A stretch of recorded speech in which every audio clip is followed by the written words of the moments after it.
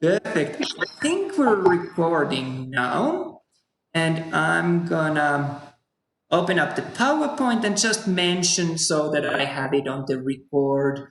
Also, when I'm trying to organize those, that we're now on week 8. On Wednesday evening, on the review session for the exam 2, which covered the chapters on heart, blood vessels, and then the chapter where we looked at very briefly lymphatic and immune systems. I have a couple of things first that I'm gonna introduce, and then I'm gonna talk more about that exam material. So the main focus today will be to review what's gonna be in the lecture exam.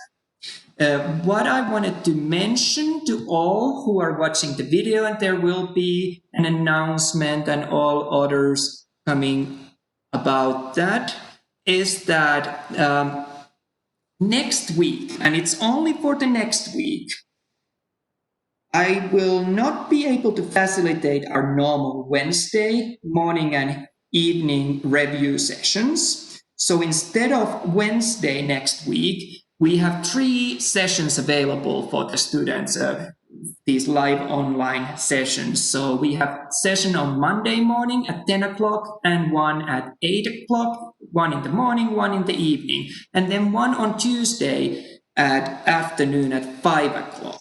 So those are the times when we do the review live online sessions. If they don't work for your schedules, you still have an option that you can watch the recordings, or we can schedule individual one-on-one sessions. But unfortunately on Wednesday for next week only, we won't be meeting at our normal time. And I'll remove those from our calendar as well, so no one will be confused. But I want to put it out here at this point.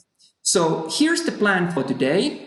I just want to quickly mention about the things that we've already talked about, that there's no problem with taking some previous assignments. We'll spend time looking at what's on the exam 2, reviewing the study guide, and then really quickly discuss about other aspects that relate to this week's assignments. We're at the halfway point of this course, which to me is very exciting, but also slightly scary. I can't believe where the time has gone. So we've got 16 week plus the finals week, and we're at the week 8. So by the end of this week, you've covered 50%, half of the course. So that's pretty exciting, I think. Because to pass, I think you need to get 70%. So if you've got 100% for everything, soon you can start to breathe. But like I always say, there's a chances to get points. You'll be fine, I promise. But I will talk more about the finals week a little closer. I'm just finalizing the things what we're going to do, but that's going to be more of not a traditional exam. That's going to be a chance for you to do different kinds of projects, a project that you enjoy doing that involves the material from this course. So that's what we do for the finals week. There's no actual traditional studying. It can be a essay that you write, it can be a presentation, it can be a play, it can be anything. So we'll talk about the finals a little later in this course in the next few weeks. But for now, just be proud of yourself. Give yourself a big pat. You've covered half of the course.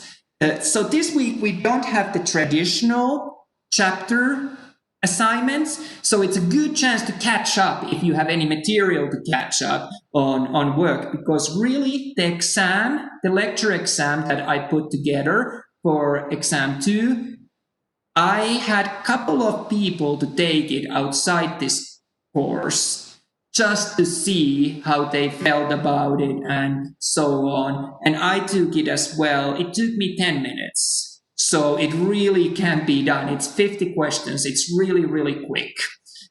So that, and then you have the lab practical, which is a little longer, 60 minutes. So you should have time in your schedule to catch up with any assignments that you might have from the past. If there's any assignments where the deadline has passed, or that you never got to attempt, or you didn't get the score that you wanted, this week is a good chance to do that. So drop me a message, preferably here on Canvas, and tell me what assignments you want opened, what assignments, be very specific about that, either giving the week or the module name or the chapter name or some other way, being very, very specific so I actually know where to go. Because if it's just, the lab from a couple of weeks ago, a couple of weeks can mean different things for anyone.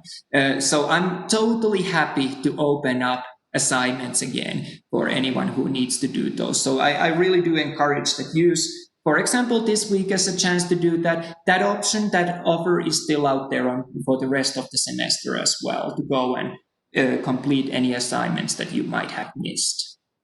So this week, only thing that we will do as a new material is going to be the exam 2, and it's then in addition to that we have the lab practical 2. So exam 2 is all about the material that's from the lecture videos. So there's nothing from the labs. Labs often are helpful, but every question is from the lecture videos. And then we have the lab practical 2, which is again the same as you saw before. It's from the practice anatomy videos that you have had in every chapter. So those are the only new assignments or new components that you'll be completing this week. As you'll see, I've changed the deadline on those to the next week's Tuesday, at the end of the day on next week's Tuesday, because there was a slight delay before the exam 2 got published. So then I was like, okay, well, I'm going to extend everything. So you have till end of next week's Tuesday to do those. And even if you happen to need more time after that, you let me know. But I would ask that you aim for that. So you've got a couple of days longer than normally for this week's assignments. You'll also see the points that they carry and so on. I think that ends up being 10% of the score, final score at the exams, but I might be wrong. It's all listed in the syllabus anyways. In terms of the exam 2, the format is the exact same as with the exam 1. There's going to be 50 questions. They are mainly multiple choice questions. There's couple or more than couple, maybe 5 or so. Don't quote me on that number. There's 2 true and false questions. There's, I think, 1 or 2 drop-down menu questions where you complete sentences by dropping down and choosing from the list the correct answer. I don't think there's any fill-in-blank questions there, but I might have forgotten something. So really, it's very, very similar than the exam 1. Every question that you will see in the exam 2 is going to be from the study guide, which we will review tonight. What else could I say? Exam 2, it's open book. You don't have to use responders. You can do it without proctoring. You can use your notes. You can use your textbook, whatever resources you feel help you. This is not about you remembering everything. It's you having a good idea, so you can, if you need to double check something, you can double check an answer to that. Really, 50 questions is not a huge amount. They actually you go through them quite quickly, especially as many of them are really obvious multiple choice questions. There's also, like I said, true or false questions. So there's not much thinking. Either something is true or then it's not. So that one really shouldn't be a curveball. So I really encourage that before taking the exam, you try to go fill in your study guide. So give that one a go. Like I said, the big thing for me is that no one feels that they have to use responders. Of course, if you love that and that makes you feel good, you're welcome to do so. But you are more than welcome to do it using your notes as an open book exam. So we'll come back to the study guide for exam 2 in a second. I want to mention also the lab practical 2. Lab practical 2 follows the exact same format as your Lab Practical 1, I think, and correct me if I'm wrong, or then check it elsewhere if I'm wrong. I think on Lab Practical 1, you maybe had 25 questions or so. On this one, there'll be a double number of questions, double the whatever questions you had last time on the Lab Practical. 25? I don't know. I'm trying to read lips. It doesn't matter. You can say whatever you... I think it was 25. Yeah, I think so. Thank you. I appreciate it. So now there's going to be 50 questions, but you have also double the amount of time. So you have a full hour. So that's a little more than 1 minute per question. Lab practical questions, they will be again filling a gap or give a name of a structure. Don't worry about the spelling too much. The computer will automatically grade the lab practical initially, but then I will go back there and correct those grades so that any misspellings don't penalize you. If you don't know an answer, write something there. Write what you think that the structure does, or write what you think is next to that structure. Tell some fact about it. If nothing else, tell me a joke. I can't give you full marks if you don't answer the right answer, but I can give some points. So I'm just putting it out there. It's better to answer something than not answer anything. What else could I say about the lab practical? It's literally the exact same format as the lab practical one was. So remember, this one as well is going to be open book. You can use your notes. You don't have to have Respondus open. You just do it with whatever resources you feel that are going to help you. The biggest, not a challenge, but the biggest stress for students usually with this lab practical is the fact that it's timed. So you have 60 minutes to do it. If I was a student, we all learn differently. I learn visually. So I would probably, if I was a student on this class, I would take pictures, screenshots of the material that you're studying for the lab practical. And you remember lab practical covered the material from the practice anatomy videos. So you've got 3 of those, 3 chapters worth of those. There's also really nice study guides for the lab practical. There's 3 of them, one for each chapter that we covered. They list the structures. So I've gone through the lab practical a few times now. It really is names of organs or names of parts of organs, names of blood vessels, names of, I think there was 1 or 2 lymphatic vessels. There's few histology pictures, but not a lot, not as many as you had for endocrine system, because now we're actually getting to the stuff that we can feel, see, touch. I was going to say taste, but we really shouldn't be tasting things in this field. But really, this is probably something that I think many of you will find more concrete, more things that you can really visualize. So I encourage you to use those study guides. I encourage you to watch through those lab practicals or those anatomy practice anatomy videos. And there's also a practice version of the Lab 2 practical on your this week's module, on the week 8 module. I know that the lab practical practice version is a little different. On that, I believe you drag names or something like that. You get shown the different options. Remember that on the actual practical, there's a picture and then there's a fill-in gap. And you will fill in that gap. There's not options given to you. And I think if I don't remember wrong, most of them, if not all, are going to simply naming of things.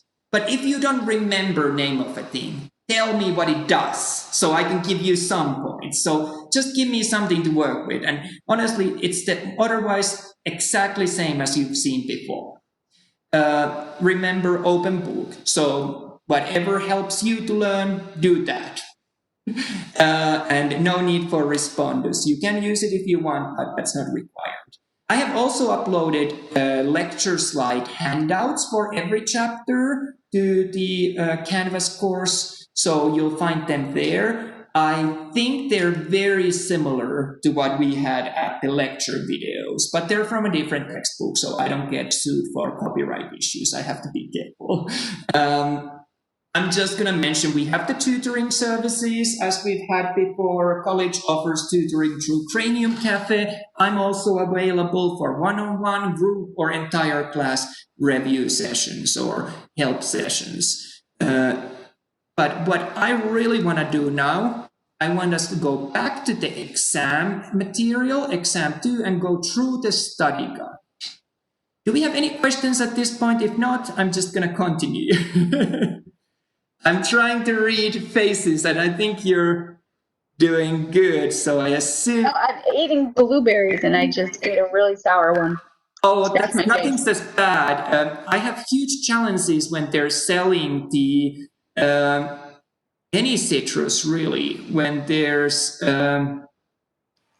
mandarins or clementines or whatever, because sometimes they're good, sometimes they're really sour, and you never know until you buy it what it's going to be. Until you buy it, right? But we're going to jump to the exam 2 study guide. So you have this study guide in your Canvas course. However, the version that you have has blanks here and there. And the reason why it has blanks is that because every question in your exam is from this study guide. It would be a little too easy if I gave you a written version where every answer is for every question. Right. So what you have instead, you have me showing the answers for you. So you can fill in your study guide or you can take your own notes, whatever works for you. But usually if there's something that I'm asking you to fill on this study guide, it's probably something that's really important. So that's kind of a good clue that this is something that I really want you to focus. The other thing that I want to say at this point, just so you know what to focus on, we've got 3 chapters on this exam. The 2 first chapters are the most important. I think about half of the questions on the exam are about heart, and about rest 40% or so are about blood vessels, and there's few questions about lymphatic system. There might be one question about immune system. So really, emphasis is on the heart and blood vessels. And the reason for that is that the lymphatic and immune system are so large topics, they're so abstract that I don't really think you can fully understand them with the amount of material that we give to you. So we're going to focus on the heart and blood vessels. And the first chapter that's in this exam was the chapter about the heart. And I just really wanted to get us oriented by mentioning whenever we talk about heart sciences, heart surgery, heart physiology, heart rehab, or heart prosthetics, we talk about cardiac field. So the term that you'll notice to be used is cardiac, or talking about the heart. The other thing that we started with, I think I was trying to be very poetic. I told you that human heart is almost like you would have 2 hearts beating as one. Well, by this I mean that if we simplify everything about your cardiovascular system is made of 2 loops. And I can actually probably, no, I can't. I was going to try to draw it here as comments, but I don't think that my software allows it. Oh, I can do it here. So what you'll notice that you've got the heart, and then you've got 2 circulatory systems that come out of that, or 2 loops of blood that come out of that. The first loop goes to the lungs. And this loop, where the blood leaves the heart, goes to the lungs and comes back from the lungs. This loop is known as our pulmonary circuit. So that's a term to know when we are talking about the loop of blood leaving the heart, going to the lungs, and coming back. So pulmonary circuit takes blood that's deoxygenated. There is very little oxygen in blood when it leaves the heart and goes to the lungs. That's because this blood has been now used in the body and it's needing to be kind of, if you wish, you could simplify and say that it needs to be recharged. It needs to get filled with oxygen. This blood will carry a lot of carbon dioxide. So we carry this blood to the lungs. And once the blood has been to the lungs, now all of a sudden we have a lot of oxygen in this blood. So this is high in oxygen once it returns from the lungs back to the heart. So we talk about having, I don't know what I did there. We talk about having deoxygenated blood that's going to the lungs, and we talk about having reoxygenated blood or oxygenated blood when it comes back from the lungs. Usually when we think of the arteries and veins, we remember that, well, always arteries are the vessels that leave the heart, and veins are the vessels that bring blood back to the heart. But normally we notice that arteries are carrying oxygenated blood, but this is the only time that we actually see that arteries would be carrying deoxygenated blood. That's in the pulmonary circuit. Most of the time it is always our arteries are carrying oxygenated blood. Now I'm trying to find my pen again. Sorry about that, jumping back and forth. So that was our first loop. The second loop that we have is blood leaving the heart with a lot of oxygen and traveling to all other parts of the body with the exception of the lungs. So this is all the tissues, all the muscles, all the organs. So this is where your body gets supplied with blood. So this blood is rich with oxygen, rich with nutrients, rich with energy, all sorts of things. So this loop is called systemic circuit. So systemic circuit goes to all other parts of the body with the exception of the lungs. Like I said, systemic circuit initially contains blood that's rich in oxygen, but once this blood has gone to the different parts of the body, it has given up the oxygen, it returns back to the heart as deoxygenated. So little oxygen in it. So these are the two loops that we want to know in terms of how our cardiovascular system works. I've also listed here the steps, but we really are going to go through these steps once we have discussed about the heart in more detail. So at this moment, you just need to know that we have our pulmonary circuit and we have our systemic circuit. And pulmonary circuit takes the blood that's deoxygenated to lungs and brings it back with a lot of oxygen as an oxygenated blood. Well, we also have our systemic circuit that takes the blood to all other parts of the body. This blood leaving the heart, it is rich in oxygen. It gives up the oxygen to the tissues in the body, and then it returns back to the heart as deoxygenated. This should be familiar and kind of a safe concept that we know. So with that in mind, we're now ready to move our focus on this heart that's the pump of everything in cardiovascular system. And what we'll notice that we start with defining where the heart is located.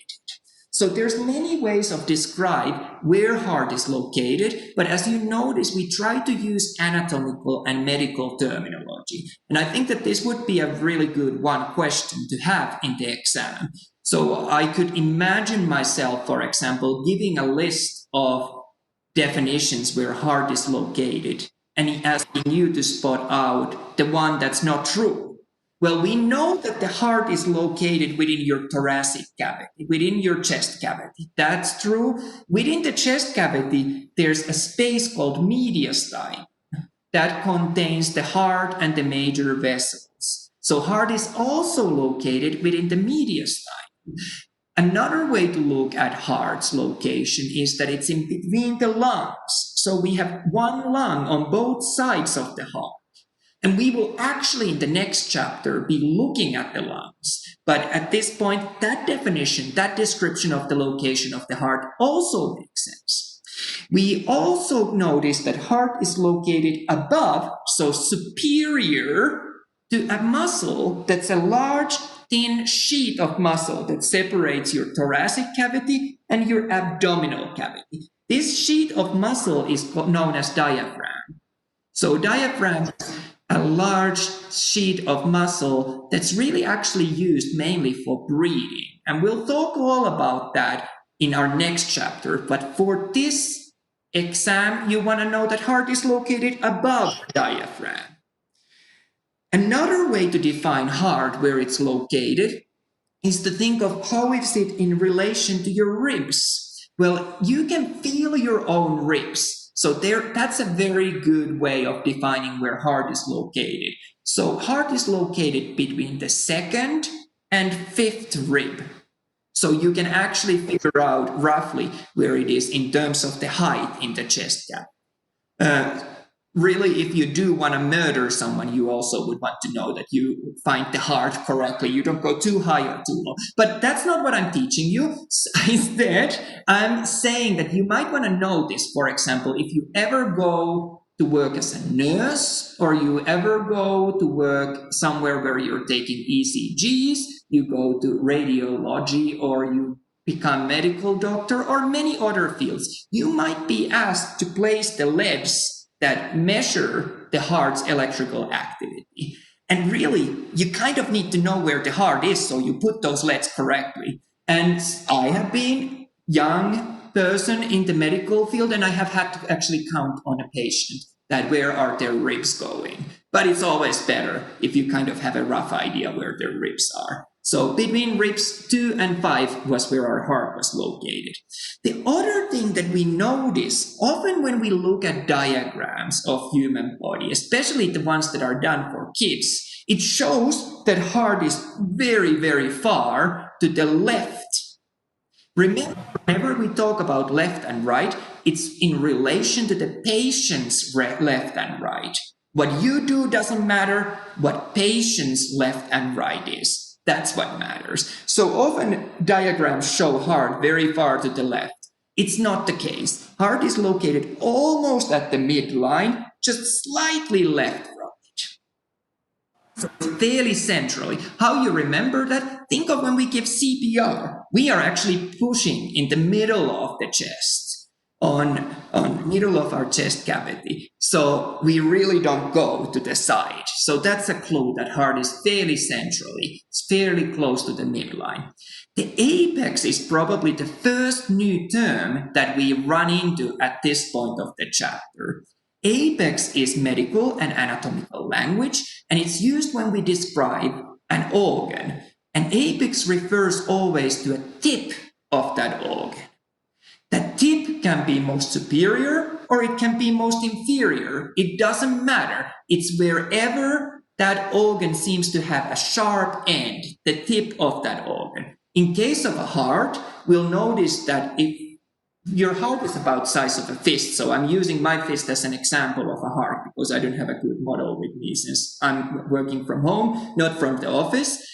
The tip of the heart is actually at the very bottom of the heart. So we talk about apex of the heart being at the bottom of the heart. When we end up talking about lungs, we'll notice that lungs are actually more of a triangle shaped, and their tip, their apex is most superior part. So apex of the lungs is high up here, whereas apex of the heart is down here.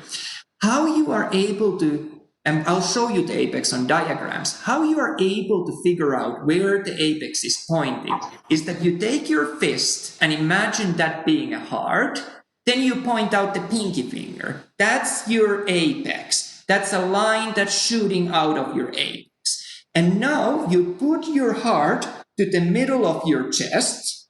You look, that apex is pointing inferiorly. That means downwards. So let's point our apex downwards. In addition to that, our apex is pointing slightly to the left. So our heart is in a little bit of an angle within the chest cavity. It's really weird to do it. But the reason we're doing this, that's perfect. You got it. You got it. That's perfect. So, usually when we use anatomical planes, we're cutting ourselves either into halves in many ways. But when we actually look at heart, because it's located in such a weird angle, we don't use traditional planes at all. Yeah. You got it. Good. Got it. But I want you to know, this would be a good question that I would make one of these statements wrong. I would put something that's not true, and I would ask you to pick which one of these is not true about location of the heart. So remember these in terms of how to describe the location of the heart. Any questions about this? We're good? I see. Okay. Perfect. Let's have a look at the next concept. And before I dive too far into this, I'm just going to mention that we've got different layers in most organs, most structures that we are going to study. And that means that all of the heart wall isn't going to be the same. Some of the heart wall has more connective tissue, some of it has more muscular tissue, some of it might have more something else. So we end up finding layers within the heart. And in this listing that I provided for you goes from the innermost to the outermost. So notice that the innermost is the one that we're going to list here as the first one. And the only reason why I say is that sometimes exam questions might be flipped around that go from the outermost to the innermost. So make sure that you know which one is really the in, which one is out. So we're going to look from the inside of the heart wall. And if we look, the layer that's closest to the inside of the heart, dealing with in connection with that blood that's inside the heart, that's known as endocardium. The word endo often is used for something that refers that it's very inside, very much something to do with that. The middle part of the heart, that's the thickest part of the heart, is known as myocardium. Often when we talk about myocardial infarction or something else to do with the heart muscle, we really refer to this myo layer. So it's the meaty layer, the muscular layer of the heart. That's also the thickest layer. So if we are wanting to study heart wall, we usually focus on the myocardium. And then the outermost layer of the heart wall is known as epicardium. How do you remember this? We all have different interests. So I'm just going to tell the way I remember it. You might have a different way, and whatever works for you, go with it. But I used to study a lot of geography, so I'm a little bit of interested of that. And we know that the Earth is like a round circle. I'm not very good at drawing on this case. And you want to pause? You're good to go? No geography? You can speak. I'll pause it. I said, you know the Earth. I'm gonna resume. Yeah, it's funny. Earth can be flat if you wish. So I'm teasing. no, everyone can have their views. I'm totally teasing.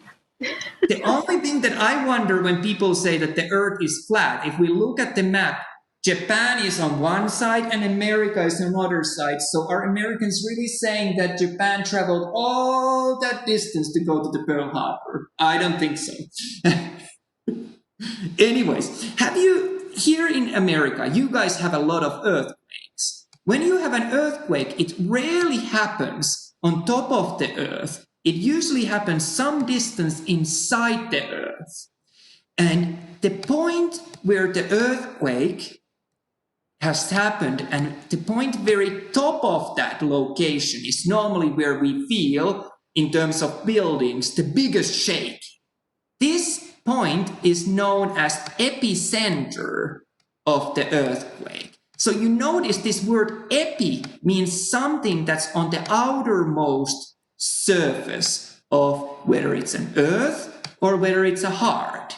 That's just the way I remember it, but you might have a different way of remembering it. So I'm just putting it out there if that helps you, but please don't think that you have to learn geography on this course. It's not. It's just the way I think of when I listen news and they talk about epicenter of this earthquake was in San Francisco. I immediately think of the outermost layer or the outermost part where we could feel that. So epicardium would be the outermost layer of the heart. Are we still feeling good? Yes, I love that.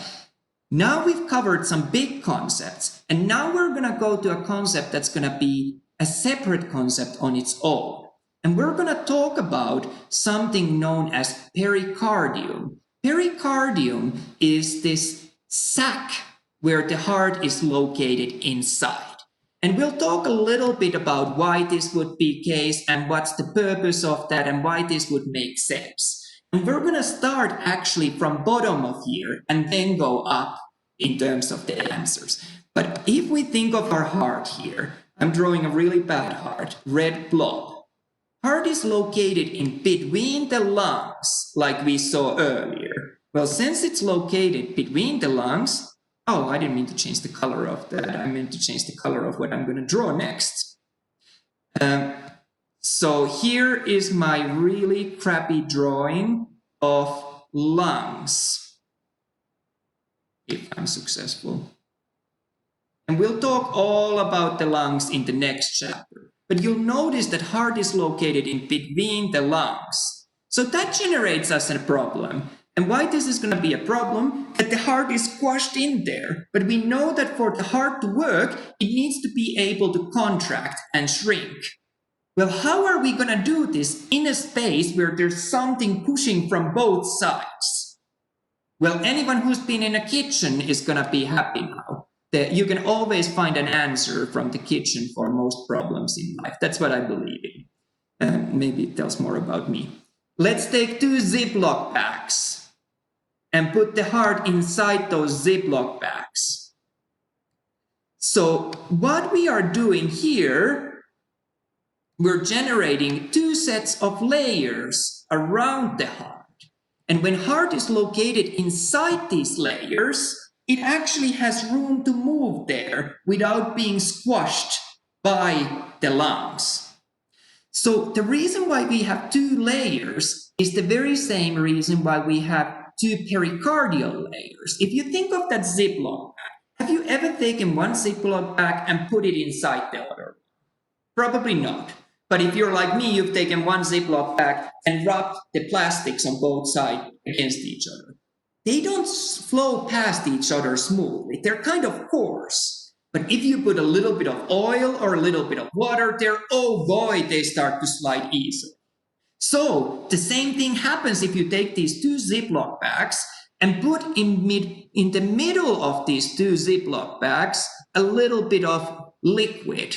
Let's say I'm putting a little bit of water. It's not going to be water in this case, but let's imagine that it is. This water allows these 2 layers to slide easily past each other. It reduces friction. And by having these 2 bags and liquid in between those, we now have a heart that's really capable to move a lot without being constricted by the lungs. So that's why we have this double layer of sac where heart is located inside. So this allowed us the heart to move, but it has another purpose. You'll notice when we look at human body, there's a lot of layers that enclose organs inside. And this is because we want to make sure if there's a problem in one part of the body, it's not going to spread to other parts. If anyone has been in a cruise, you'll notice that every now and then on a cruise ship, you've got these watertight doors. So if there's a leak in one part of the ship, the water will not be able to proceed to other parts. The same idea is with these layers that we have that separate different parts of the body. In this case, we are protecting that if there's an inflammation somewhere, that inflammation is not able to spread to other places. So let's think of we have an inflammation outside the heart. Well, because heart is located in a sac, now this inflammation is not able to spread to the heart. Heart is protected from this inflammation. Or in a different way, if we have this inflammation within the heart, well, at least this inflammation will not spread to other parts of the body because it gets caught inside this sac. So that's why we often have in human body these layers that separate different parts of the body from other parts. And what we end up noticing that you can have a condition known pericarditis. So we call pericardium this sac. Itis always tells us that it's an inflammation of something. If it's pericarditis, it's an inflammation of pericardium. So we will talk about pericarditis in a second. But now I want to put names for these two Ziploc bags that we just saw. Let's do just that. So the innermost Ziploc bag is our visceral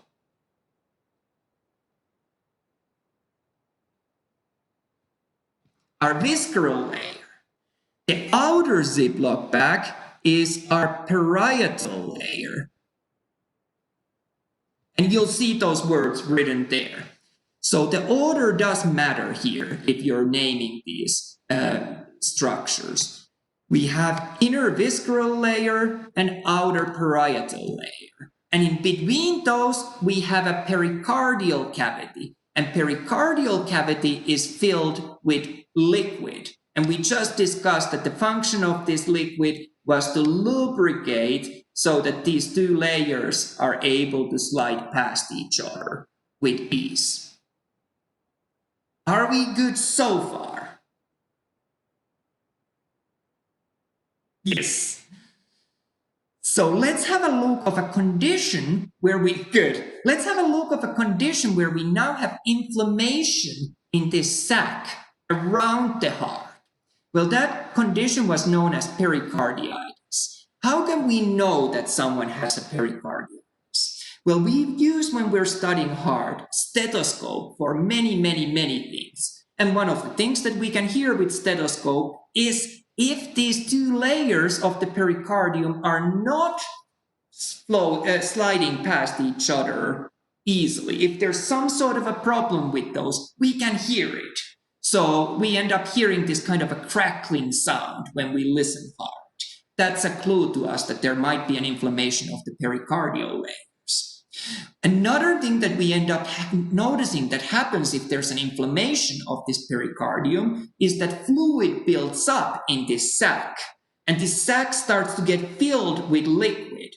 Well, if you have something inside a sac, and the point of that sac was to allow space for this organ to move, now if we fill this sac with liquid, it's no longer able to move that easily. So the heart is no longer able to contract and expand as easily. So pericarditis interferes with heart's ability to contract and expand and contract. So pericarditis would be a problem for us in terms of heart's pumping ability having been lost or been compromised. That's all I want to say about this sac around the heart. We feel good about it. We're good to move on to the next thing. Excellent. It's not the most important thing, but it's a thing that I do want to mention. Another thing that we'll discuss a little bit has to do with the revision of different cell types. We remember that we talked that we've got 3 different kinds of muscle cells. Back in the day when you took your introductory bio course, that might have been Bio 181 or Bio 156 or whatever. And one of the cell types for the muscles was heart muscle, our cardiac muscle cells. And you remember that our cardiac muscle cells had these branches coming out of this cell, or the cell was kind of a branch.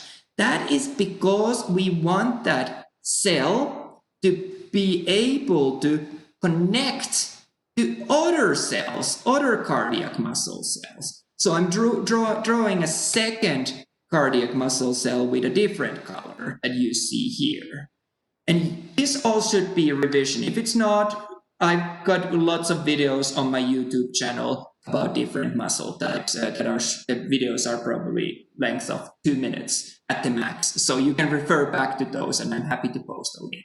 But what we noticed that we had, first of all, these heart muscle cells were branched. So we see these branches that we talked.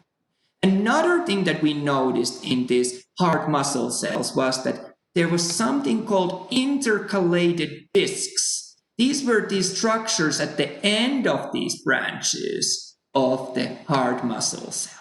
Intercalated discs serve the same purpose as why a heart muscle cell branches. They allow materials to flow from one cell to another with a great ease. So, for example, we're able to pass messages from one heart cell to another easily. Do you have a question? No? So the reason why we want messages to pass easily is that we want every heart muscle cell to contract at the same time. We want it to work uniformly. We don't want one cell contracting here, another one at a different time. Otherwise, your heart will not work, and the muscle will not, as a whole tissue, contract at the same time. So that's why we've got these intercalated discs and these branches. They help for the messages to pass from one cell to another. We also remember the cardiac muscle tissue that was only found in the heart, nowhere else. So that applies on this list as well. Another thing that was characteristic for cardiac muscle cell was that it only had one nucleus. So it's called uninucleated. This nucleus is normally roughly in the middle of the heart cell. So we've got this characteristic. And last characteristic that we noticed with the cardiac muscle cells was that it had these stripes running across it, these striations. And if you covered muscular system, like I think you covered on BIO201, you have covered why we see actually these stripes in muscle cells. So that all should be revision. I'm not going to ask a bunch of questions of these, but I do want you to know roughly what a cardiac muscle cell looks like. Because by combining multiple cells together, we of course end up getting a tissue. And we will look at tissues on this chapter. So that's all I can think of to say about cardiac muscle tissue. That should be revision. If you have any questions, shout out. Otherwise, I will move a little bit ahead. The next thing looks like a lot to take in. So do not freak out. We will go through it together. And we will actually look at these steps of the flow a little later. Before we look at those steps of the flow, we are going to draw a heart. And I told you back in the chapter where we looked at the heart, this is the most simple way to draw heart. You draw a box and you divide it into 4 smaller boxes. That is your heart. Because what we end up noticing is that the heart is made of 4 chambers. And these chambers are going to be important for us to know when we are discussing where blood is, where it's going, what it's doing. And these chambers are named in 2 ways. First of all, we're telling on which side of the heart it's located. Is it right or is it left side of the heart? So you remember right and left are divided based on the patient's right and left. So we're good with that. The other thing that we consider when we name these chambers is that we have 2 different kinds of chambers. We have atria Atria are the chambers that are at the top part of the heart. And then we have ventricles, which are the chambers that are at the bottom part of the heart.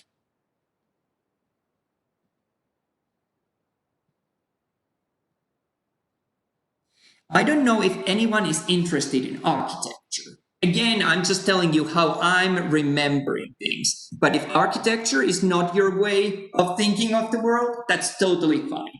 If you've ever gone to a fancy big building, let's say that you go to a theater, or you go to opera house, or you go even to a medical school, or you go to our college. I can't remember what building would be a good example in our college. A lot of buildings have this room right after you enter into the building before you go to the other parts. It's a little bit bigger than just a hallway. It's called atrium. Atrium is the place where you wait, for example, when you're going to the opera, before you go to the opera hall or to the hall where the play will be conducted. That room is called atria, or atrium, where we wait for this before we're allowed to enter in. So the same applies for the blood. Blood waits in the atrium before it's allowed to enter to other parts of the heart. So atria are kind of collecting parts. Blood goes and hangs out there until it's needed for something else. And then ventricles, I don't have a mnemonic for that.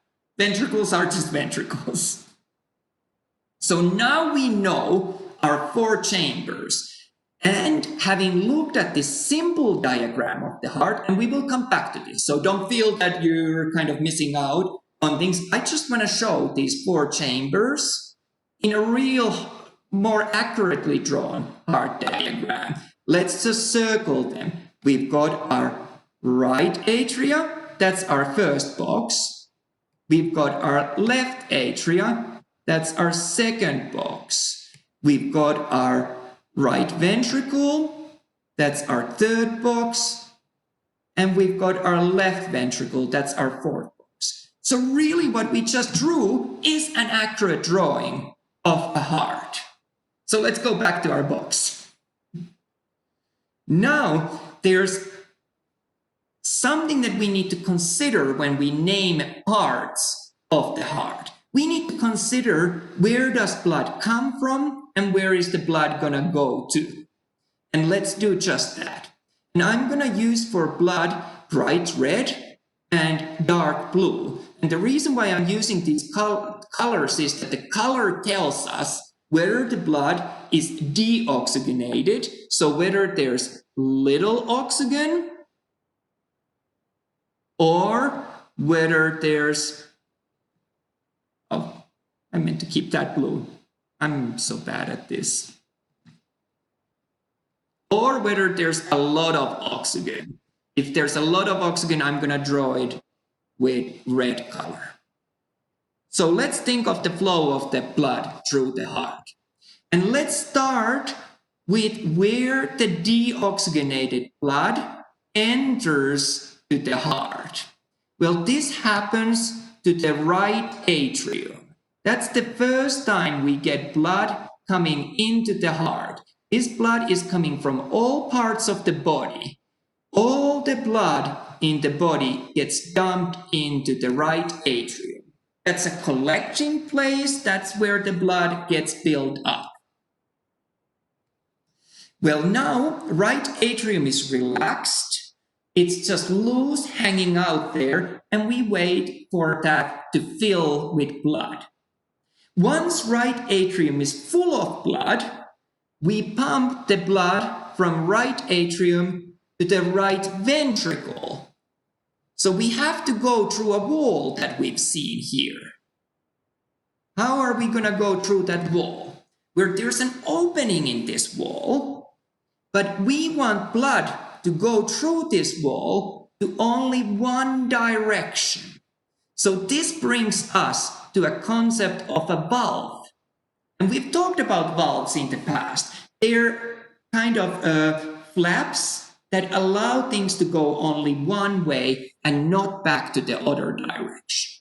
So the first valve that we find in the heart is going to be the one that separates right atria with the right ventricle. Well, that's called right atrioventricular valve. So you can write valve at the end of that. I just haven't done that because I'm lazy. So the name of it tells where it's located. It's located on the right side of the heart, and it separates our atria and our ventricle. So that name is really handy. That's a really good name for this valve. But because we are anatomists and we want to make everyone's life a little difficult, including ourselves, we have another name for it. This name is tricuspid valve. You can be like, why the heck did you call that that? Well, there's a reason. This name, tricuspid, tells us everything we need to know about the structure of this valve. So, do you know what cusps are? Cusps are like little leaflets. So, they're like a little part of a valve. So, we have 3 little leaflets that make this valve. So, it's made of 3 cusps. So, that's why we call it tricuspid. So, that was our first valve. And let's just jump to see that in a real, more accurate diagram of the heart. So we noticed that the blood was collecting to this heart, to the right atria. And there's a couple of ways how the blood can come in. Then this blood needed to go from right atria to right ventricle. Well, this needs to go through this valve that we're seeing here. So I'm just circling it here so we'll recognize it. This valve was the valve that we were just looking. That's called our right AV valve or tricuspid valve. So we see the very same thing that we just drew. I think our drawing of a box is much nicer than this drawing of anatomically more accurate heart. Okay, now we have all this blood going from right atria to right ventricle. To facilitate that we get all the blood out of the right atria actually squeezes. It squeezes all the blood out of there. Right ventricle is going to be relaxed, so it's ready to receive all that blood.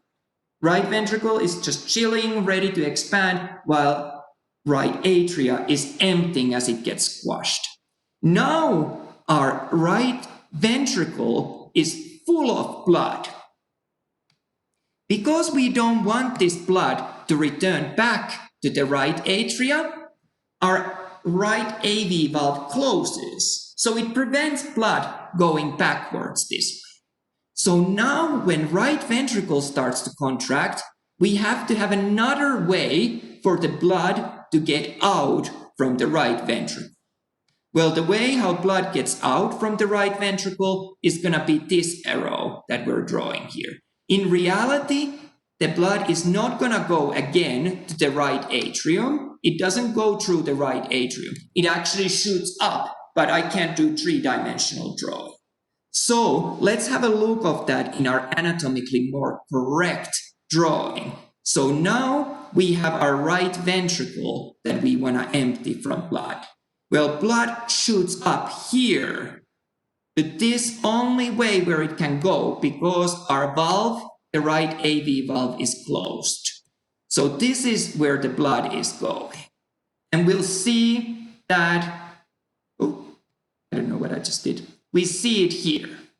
So for the blood to go up here, we need to have some sort of a valve that prevents the blood coming back from the lungs and filling our right side of the ventricles. So there's going to be another valve here. And this valve is called, my cat was just jumping, I thought I had ghosts. So that's why I was looking around. This valve is known as pulmonary valve. Why is it called pulmonary valve? It's called pulmonary valve because this blood is going to the pulmonary circuit. And we remember pulmonary circuit was the one that went to the lungs. So this blood now goes to the lungs.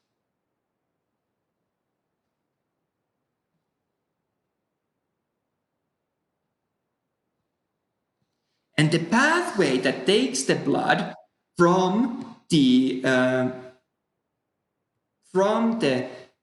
pulmonary valve to the lungs is that there's first something called pulmonary trunk.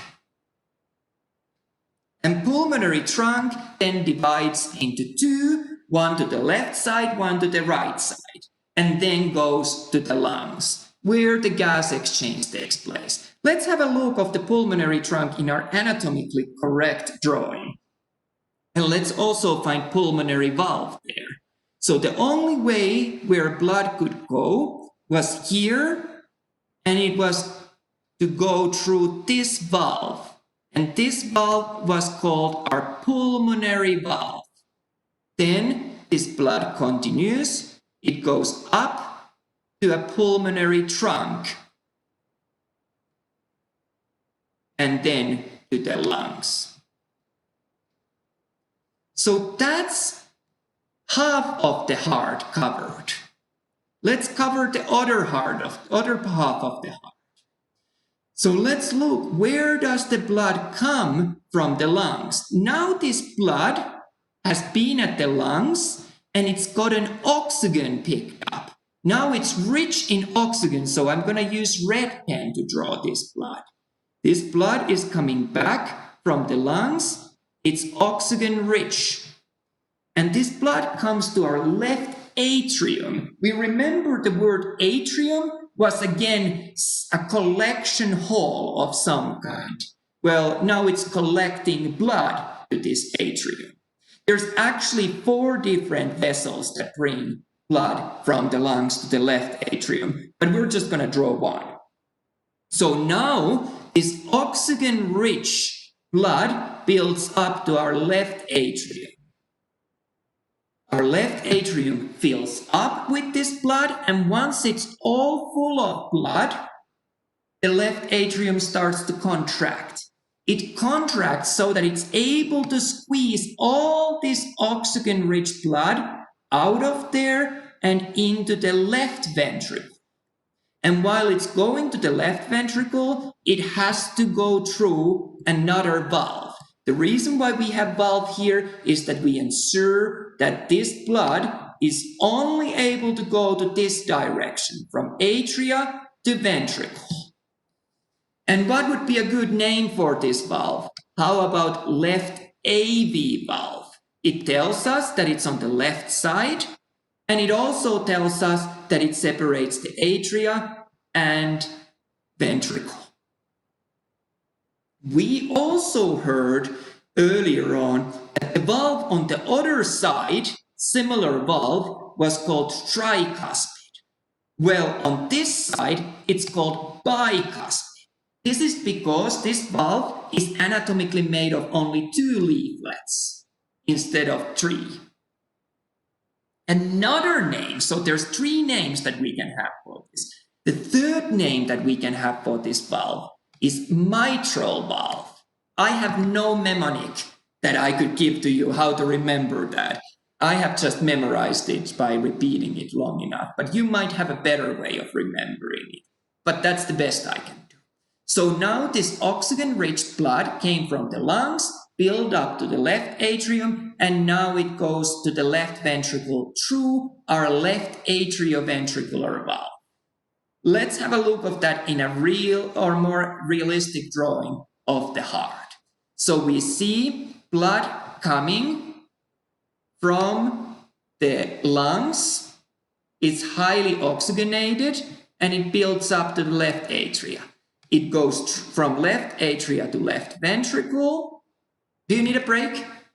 We can take a quick break if you need.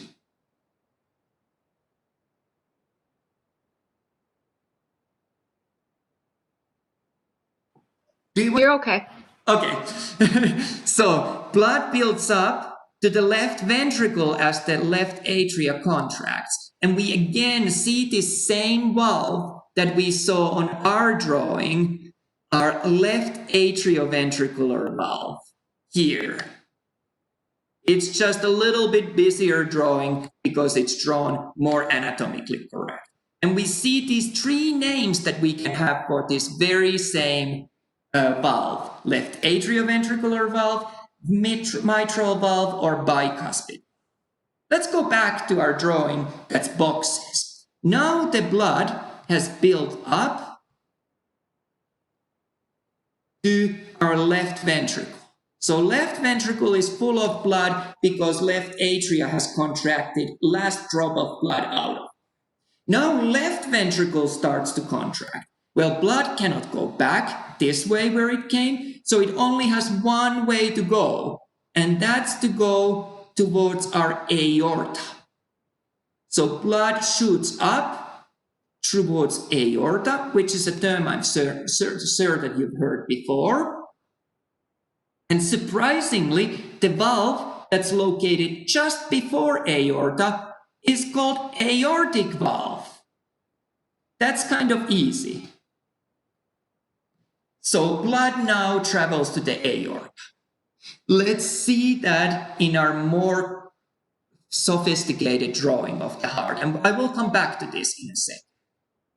So we see our left ventricle here, and we see how the blood is being squashed out of the left ventricle, and it heads towards aorta. To get to the aorta, and on this drawing you have to use a little imagination. It goes behind this other vessel. This is our aorta. For blood to get to our aorta, it has to go through a valve, and we just saw that valve. That was our aortic valve. Oh, and now I lost my pens again. I don't know how I'm having such a hard time navigating this. So here's our aortic valve. So you'll notice that really our simple drawing was very representative of what's happening here. It just kept it much more organized than what we're seeing here. And the last bit that we have to discuss is, where does the blood go from the aorta? Well, blood goes from the aorta to all other parts of the body except the lungs. So it goes to the systemic circuit, like we discussed earlier on. So all other parts of the body except lungs. And while it travels to these other parts of the body, it reaches tissues where it gives off the oxygen to tissues that need that. And then it becomes deoxygenated. Now, when blood is deoxygenated, we agreed that we draw it with the blue color. Oh, I don't want to change that. Let's draw the blood leaving the rest of the body in blue color.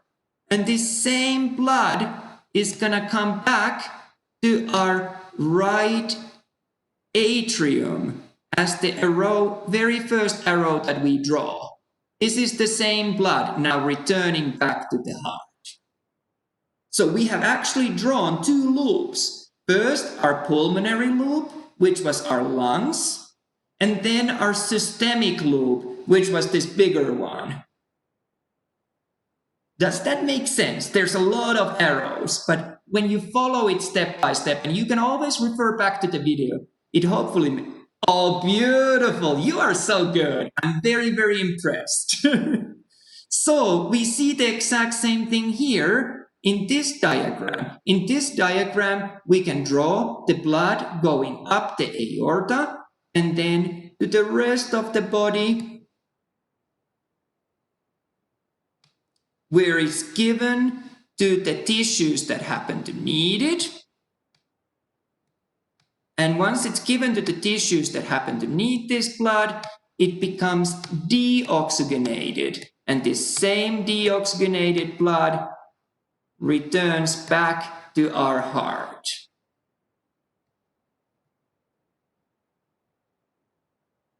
Where we saw it earlier as the very first arrow that we drew. I think we've done a really good job with that. This is probably as hard as it gets. So this was the blood that we started with. So really we have covered not only the different parts of, did I go too far? Oh, not only the different parts of the heart, but also the flow of the blood through the heart. There's two more structures. No, one more structure. No, two more structures that I want to mention to you. The first structure that I want to mention to you about heart is called interventricular septum. This sounds like a real mouthful, and you're like, why do I need to know it? For now, not for any reason, but later on this review guide, we will talk about interventricular septum, so it helps that you know where it's located. Well, interventricular septum is this wall that separates the two ventricles. You remember in medical language, word septum was something that was a wall, and we have ventricular septum, so it's around the ventricles, and if it's interventricular, it separates the two ventricles.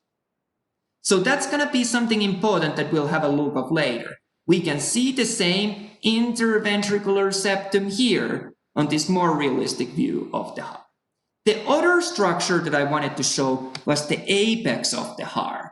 You remember I talked about the apex. Oh, I didn't mean to do that.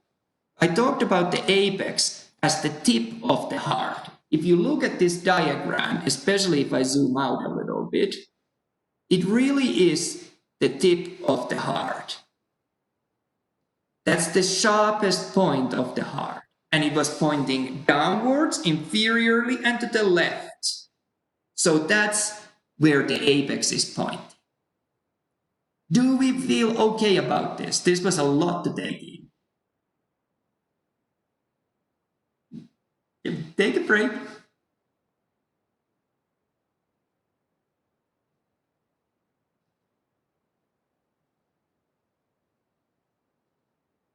And I can always pause recording if needed. Okay, we're feeling good about that. So this was probably the hardest part of the chapter on the heart to cover, but we're going to have a look of a couple of other parts just kind of to remind ourselves. So we already discussed about heart valves. We remember that the function of the valves was to make sure that the blood can go only one way. So unidirectional flow of the blood was ensured by the heart valves. What causes heart valves to open and close is the pressure within the heart chambers. And the pressure is generated when a chamber contracts or relaxes. So when a vessel or when a chamber contracts, now there's a high pressure, and that closes the heart valve to the direction where we don't want blood to go. What if something goes wrong? In medicine, we always want to think when things go wrong, what happens? We can think of two different kinds of failures that can take place with the heart valves. The first option is that the heart valve fails to close at all. It's open all the time. It does not close and stop blood from going backwards. So we end up in backflow. So the same blood gets pumped back and forth. So blood doesn't really travel anywhere. It just goes back and forth between those two parts that are separated by this valve. You can think of that would not be great. That would be a little bit of a problem. That would not be ideal for what we want heart to do. The other possible clinical problem would be if the heart doesn't open fully. It opens only little. In this case, only some of the blood gets to flow through this heart valve, and we need to actually end up contracting more forcefully so we're able to squeeze the last of that blood through. So now heart works harder than it should because this valve has failed. How do we know if you have a failed valve or narrowed valve? Well, we use our good old friend stethoscope again. If we listen, We will hear it if the blood is going back and forth or if it's being squashed from too small of a hole. This can be all heard with the stethoscope. So that's why you see doctors, nurses, nurse practitioners, many people walking around with a stethoscope around their neck. It's not just fancy jewelry. It's actually being used for something. So these are the two clinical cases where we actually end up seeing something happening. And there's three more, or let's talk about first about continuing with this discussion of heart valves that don't work. What can we do? Well, we can make a mechanical valve. Mechanical valve is basically something that we do in an engineering workshop, fancy, sterile, clinical engineering workshop. So we build a heart valve and we put it inside a person. If you're copying notes, you will not need these third last ones. They're about something that we did not cover. I'm welcoming you to take those notes, but don't feel that you should know it because you should not. We have not discussed it. So let's go back to discuss how can we fix heart valves that don't work. Well, we can build a mechanical valve and put it inside a human being. This is okay if you do it for an adult, but it doesn't work for a child that's yet to grow. The reason why it doesn't work, because as you grow, your heart grows as well. And if you put one-sized heart valve there, this valve is not going to grow as the heart grows. So we end up having to do another surgery or some other problems. What else could we do? Let's find a dead human being and take their heart valve. That would be taking the heart valve from a cadaver. And we talked about transplant and organ transplants in our last chapter, which was all about immune and lymphatic system. When we talked about immune system, we talked about different kinds of transplants. This kind of a transplant would be known as allograft, when we take it from one human to another human, so one of the same species, and put it to another person. What happens even more often is that we take heart valve from a pig, because pigs are very much, in terms of their heart, like humans.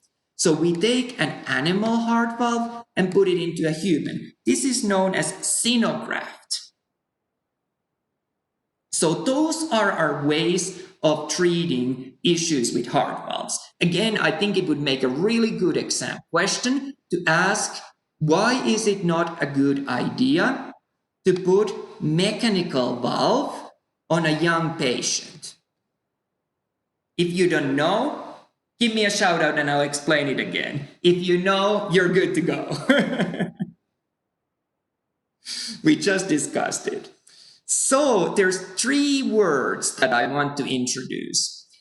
We talked about the septum earlier when we talked about the interventricular septum. Septum was a wall of some kind, wall that separates different parts of the heart, in this case. So separating the left and right ventricle, if it was interventricular septum. Then these two other words that we're seeing here are new ones for us. Let's start with auricle. Auricle is a little extension of our atria. Usually when atria is empty or not full, it's flattened. It's like a fabric that you've thrown to the floor, a fabric bag. It goes flat. It doesn't really show up. But when we need extra space within the atria, our auricle grows bigger and bigger and bigger. So it's a place where we can add additional blood within the atria. It increases the volume of the atria. And I'll show it to you here. So our auricle would be located roughly here, and you'll see it when you look at the external view of the heart. It really is there, and especially when the atria become full, it allows us to fit in more blood in the atria. The other structure that I want to talk with you guys about is called trapeculæ carneae. That's basically just a fancy word for these different bumps that come out from the ventricular wall, so from the wall of ventricle. These bumps serve a very special purpose in the ventricle.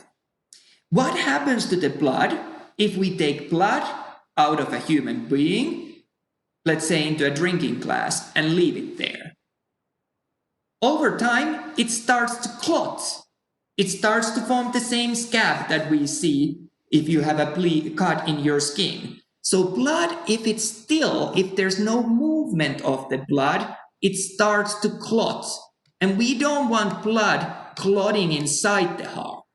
Time when we might see blood clotting inside the heart would be if we had little blood left to the ventricles that we didn't manage to squeeze out. We forgot to squeeze it out. That would be a huge issue because then that blood clot could later travel somewhere else where it shouldn't, and it could cause a blockage where there shouldn't be a blockage, and that could be a horrible, horrible, horrible thing. So the wall of ventricle has these projections, and these projections help us to move all of the blood. Even if there's some blood left within the ventricle, it helps to mix that blood up. So it doesn't have a chance to sit still and start clotting. So that's what trapeculæ carneae is. And just to give us an idea about trapeculæ carneae, I'm gonna come back to this view, but I'm gonna show the trapeculæ carneae would be these bumps that we see on the wall of the ventricle here. These are our ooh, I didn't mean to move that. Our trapeculæ carneae. So the very same structure that we just talked about in here. So that's all that part of the heart that I wanted to mention. You'll notice that there's 3 other words. They're to do with the embryonic development of the heart. I've spent a lot of my career doing embryology, and I've spent a lot of my career doing also study of the heart. But we are not going to talk about that. That's something that I discuss if we have extra time in classes, but we don't really now want to go there. So the next thing to do would be to look at the heart from outside. Let's take the heart out of the chest cavity, out of our thorax, and look what we see in the heart. And how we're going to do this, I'm going to draw a very simple heart. We have our left ventricle, we have our right ventricle. We're looking at it from the front. Then we have we have our right atria and left atria. I'm gonna change this around. Let's think that this is our, no, this will work. This is our left ventricle. This is our left atria. So we're just looking the heart from outside. This is our right atria. And this is our right ventricle. So if you have a good imagination, or you just happen to believe me, you end up seeing heart looks a little bit like this when you look at it from the outside. Well, there's an important reason why I wanted to draw it. And that reason is going to be that we're going to be looking at, different depressions on the surface of the heart. And you remember from our discussion of the structure of the brain, when we talked about the cortex of the brain in your BIO201, there were sulcus and there were grooves in the surface of the brain. These were just different level of depressions. Well, we find sulcus and groove also on the surface of the heart. So let's have a look at what we end up finding. We end up finding one of these depressions between the ventricles between the ventricles and atria. So we call this let me put a highlighter. We call this depression, I think it was this color that I used, as atrioventricular groove. So atrioventricular groove separates our atrias from our ventricles. So our atrioventricular groove would be here. A depression that's located here. Separates our atria from our ventricles on both sides. Oh, I don't know what I did. That's our first groove that we need to know. Let's have a look of a second groove that we want to discuss. And I want to get... Oh, I should probably zoom in so it looks a little bigger. Let's do a second groove.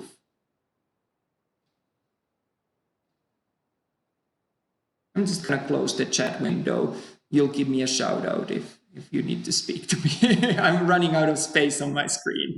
So let's have a look of our anterior interventricular sulcus. That's quite a mouthful, but we're going to look at this mouthful in two parts. Let's start by thinking what the word anterior means. It means that it's on the anterior side of the heart. It's on the front of the heart. And since it's interventricular, it tells us that it's between the ventricles. So our anterior interventricular sulcus separates the two ventricles. That's the depression here. Okay, we feel good about those. The last depression that we have is going to be posterior interventricular sulcus. Now we're wondering, what the heck is this posterior? Well, posterior tells us that it's at the back of the heart. So it's on the side that we have not drawn. It's behind the heart. It's behind the heart, and it's again separating the two ventricles.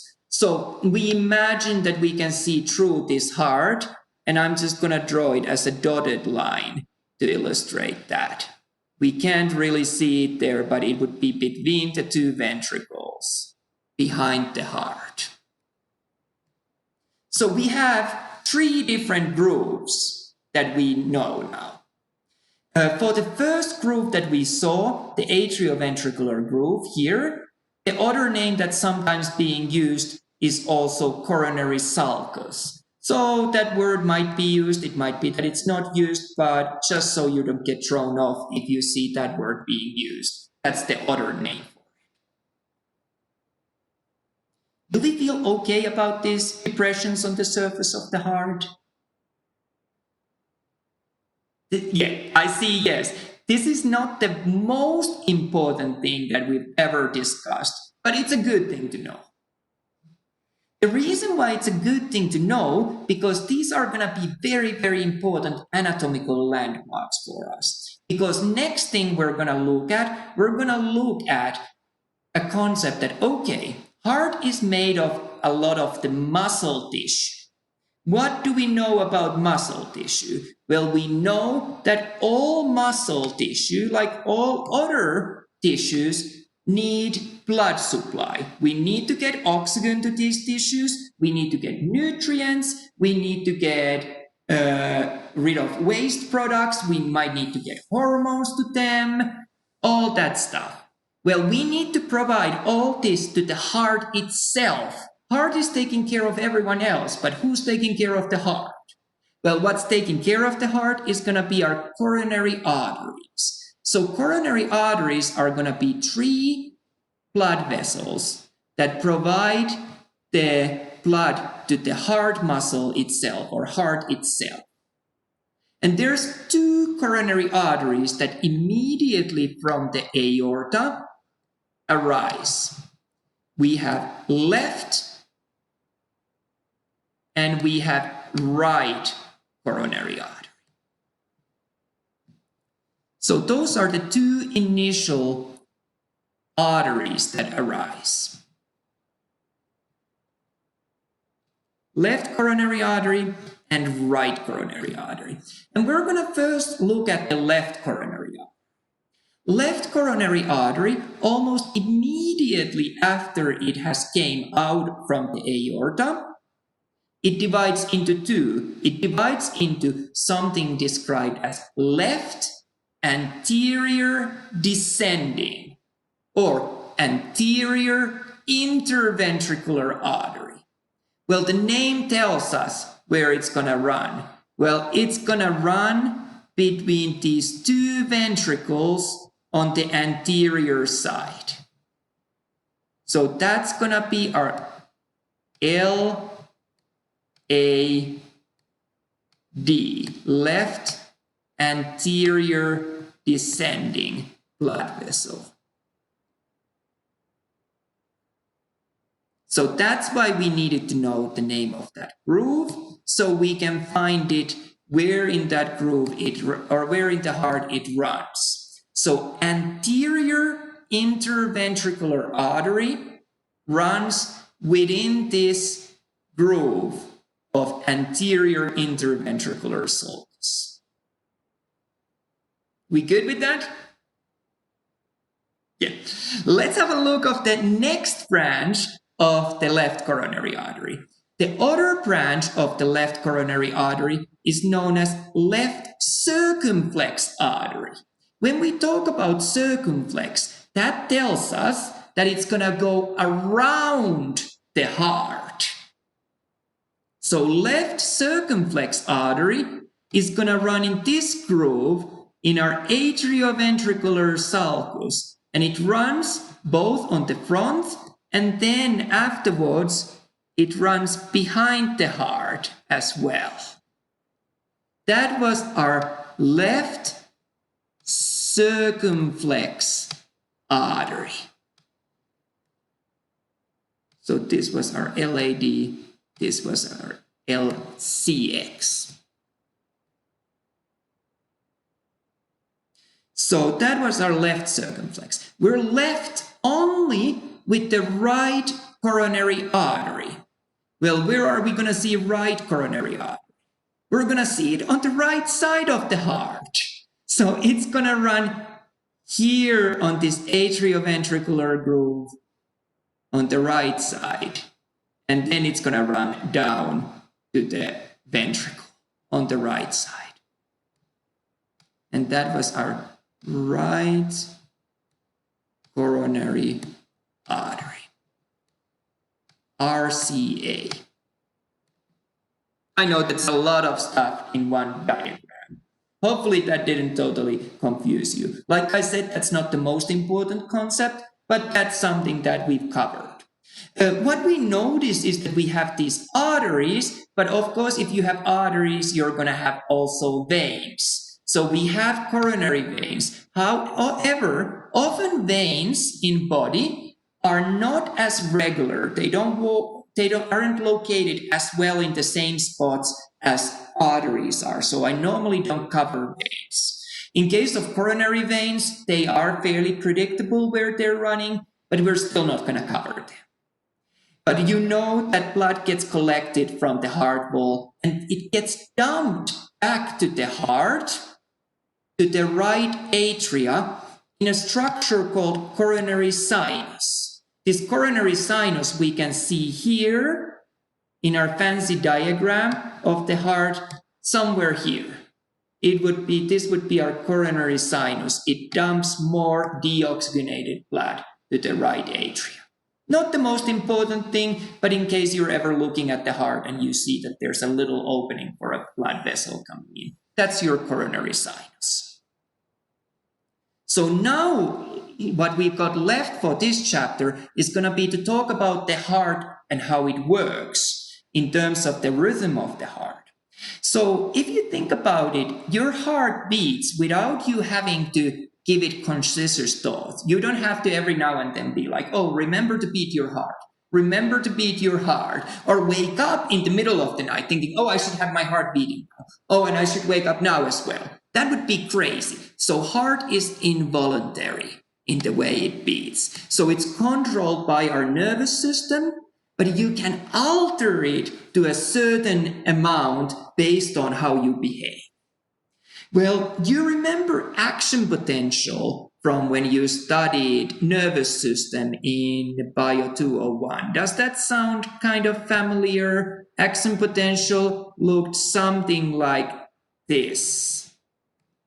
So we had our depolarization, and then we had our repolarization, we had our undershoot or recovery time, refractory period, and we had our resting potential. Well, we find action potential also in the heart. It looks almost the same, but not quite. Let's have a look what's different from that. Instead of this resting potential, I don't know what I did there.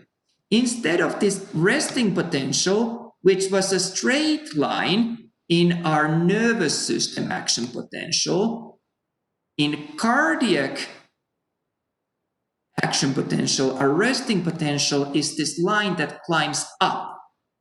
This line is known as pacemaker potential. What this tells us that our heart never stops and fully rests. Even when nothing's happening at the heart is preparing that soon it will contract. So the angle tells us that more and more positive ions are coming in to the heart nerve cell. And once we reach the critical value that triggers an action potential, like we reached it also here in our nervous system action potential, once we reach that point, we get the very same event that we got here. We get it also here on our I don't know what's happening here. Well, we'll do it with whatever color we are getting. On our heart cell action potential. This is called depolarization. We see depolarization on both. And finally, we go back to the normal. But unlike what we saw in our nervous system action potential, we don't have any of this undershoot, any of this refractory period. We do our repolarization, which we also saw there, but this just goes to the very beginning of the pacemaker potential. So we're missing this undershoot, but we have the same repolarization, which we saw here in the nerve cell. So it's the same events, but just looks a little different. Now, this on its own doesn't tell us much, but it tells us that there's some sort of electrical current going through the heart. Let's have a look, looking back to our diagram of a heart, how this electrical current travels through the heart. And just to orientate us, we remember that here we have our right atrium, our right ventricle, our left atrium, and our left ventricle. But this time we're not going to look at the path of the blood. We're looking at something way different. We're looking what happens in terms of the electrical current that travels through the heart. Well, heart rhythm, the contractions of the heart are controlled by something called sinoatrial node. And where do we end up finding sinoatrial node? I wonder if it lets me highlight here. It doesn't. Let's just use pen then. We find sinoatrial node at the superior part of the right atrium. It's a group of cells in this wall that trigger the rhythm of the heart. It controls the contraction rhythm of the heart. From here, these electrical currents spread through our atria on both right and left side. And these currents cause our atria to contract. Oh, I didn't mean to highlight everything.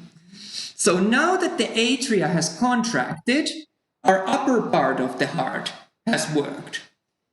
We want to take a quick break here for the heart action potentials, because if we move onwards too fast, both of the chambers end up contracting at the same time. Once the atria have contracted, we take a break, and only after that we contract our ventricles. So AV node, which is located on the right side between atria and ventricle on the wall, is a delay station. It's where the signal gets delayed for a while.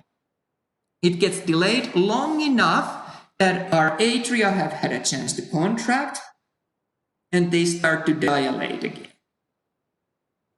So we want that to happen. Then the electrical current travels down in our interventricular septum, the structure that we were talking about earlier. It travels down as bundle branches and then Purkinje fibers until it spreads all the way around the ventricles. And once it gets to the ventricles, it causes the ventricles to contract.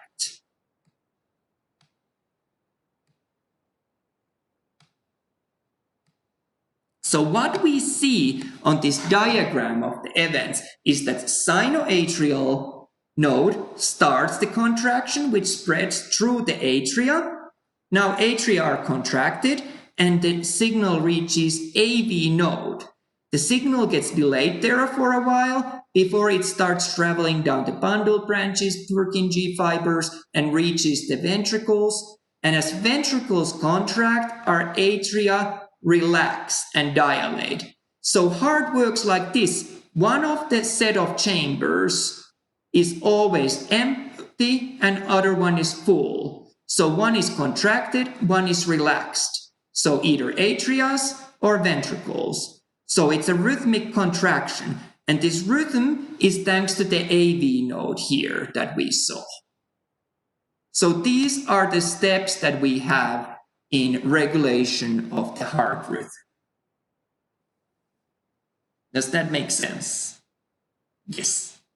If you need a moment to make notes, just let me know. Otherwise, I'll just solder on. Carry on. Yes. So let's have a look. What happens when these electrical currents that we had a look don't actually work correctly? What we can have is that the rhythm with the atria contracting, ventricle contracting, this isn't synced anymore, that they are not synchronized in their contractions. In this case, we talk about an individual having an arrhythmia. Arrhythmia is when the rhythm of the heart contractions is no longer working the way it should. But you can have sometimes happening that each one of those small heart nerve cells that we had a look, cardiac nerve cells here, let's say that each one of them starts a party on their own. They don't talk to the other nerve cells. And what happens here is that they all start contracting in an uncontrolled manner, and our heart goes into a fibrillation. So the heart is just going like this. There's no logic. No blood gets pumped anywhere. Circulation doesn't work because the contractions are all over the place. They're not synchronized anymore. This is the one time in your life that you can actually save someone's life. And how you save someone's life is that you use a machine called AED, Automated External Defibrillator. These are the machines that you see in the boxes, in shopping centers, in many government offices. We should have them at college. They are our defibs. So these are the machines you might sometimes see also in hospital TV shows and things like that, where they take those two pads and they put them to the chest and they go. What we do there, we take two pads and we position them so that the heart is in between these two pads. And then we run a strong electrical current through these pads so that it goes through the heart.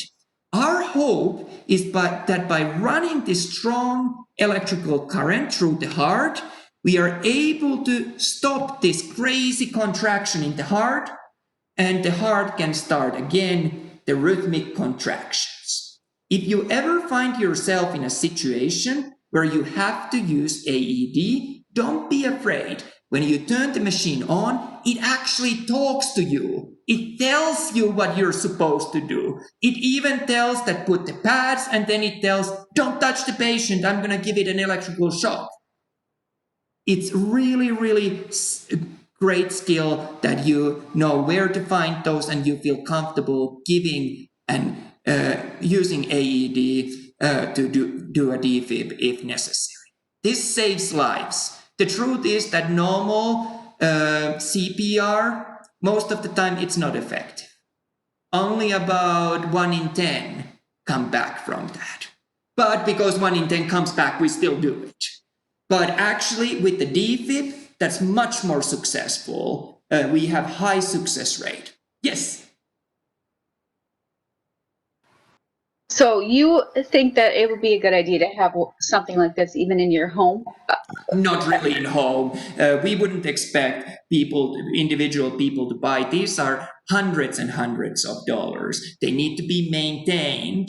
What we end up finding that every single ambulance has these, I think most of the fire trucks have these, most of the police and sheriff cars have these. There's a bunch of people out there, and that's why we phone to the emergency number that someone with a defib comes. But you end up finding when you start observing these all over in public spaces. I wouldn't expect that any individual person would have this at the home, but if you have a store close by, if you have a post office close by, if you have a courthouse close by, or something else, you can send someone to get it from there if you have something happening at the home. So first, with my students, when they come to my class, we find where the closest defib is in the college, because you never know. But don't feel that you have to buy it yourself. No. Another thing that I want to discuss, and we haven't spent much time on this, but I think that this would make a nice question in an exam. Where is the heart rate regulated? It's regulated from the brain, from a structure within the brainstem called medulla oblongata. You remember the brainstem was the most internal part of the brain. That's evolutionary, the first part that developed. That's also the first part when you develop during your embryonic development that develops. And within that brainstem, the medulla is where these groups of nerve cells which control the heart rate, they are known as cardiac centers. That's where they are located. And from here, signal travels down the spinal cord to SA and AV nodes. We remember our SA and AV nodes from our previous diagram. They were what controlled the contraction of the heart. So heart rate is regulated from medulla by affecting the SA and AV node and their function. That's all you need to know about heart rate. I've also mentioned the vagus nerve, the cranial nerve 7, just that it slows down heart rate, but you don't need to worry about that. We didn't spend any time. Now let's look at a single cardiac muscle cell. We see that the action potential starts looking a little bit more like what we saw with the nervous system. There's that resting potential, there's depolarization, there's our plateau, but unlike in nerve cell, it's not completely flat. It actually shoots a little down in cardiac muscle cell, and we've got our repolarization. Only thing we're missing here is, again, this undershoot, this recovery refractory period that we saw in a nerve cell. But what's really important to see from this diagram, what I really, really, really want you to notice is the timeline. Cardiac muscle cell action potential is much slower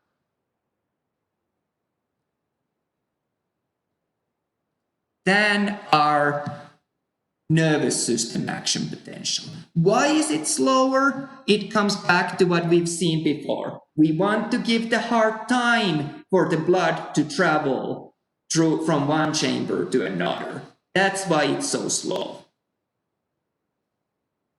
Are we good with that observation? Yes.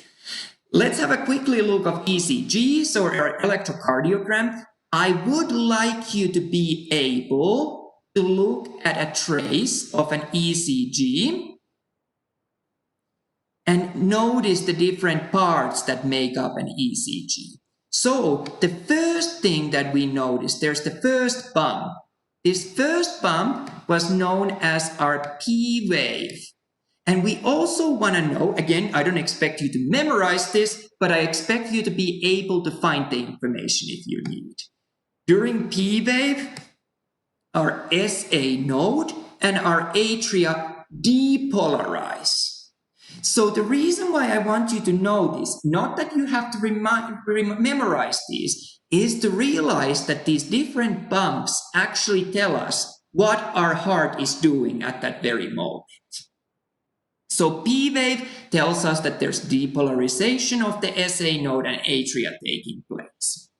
The next set of bumps is actually three different bumps. First, we see the trace going downwards, then it shoots up, and then it goes down again. Sometimes it can go even further down than it went before.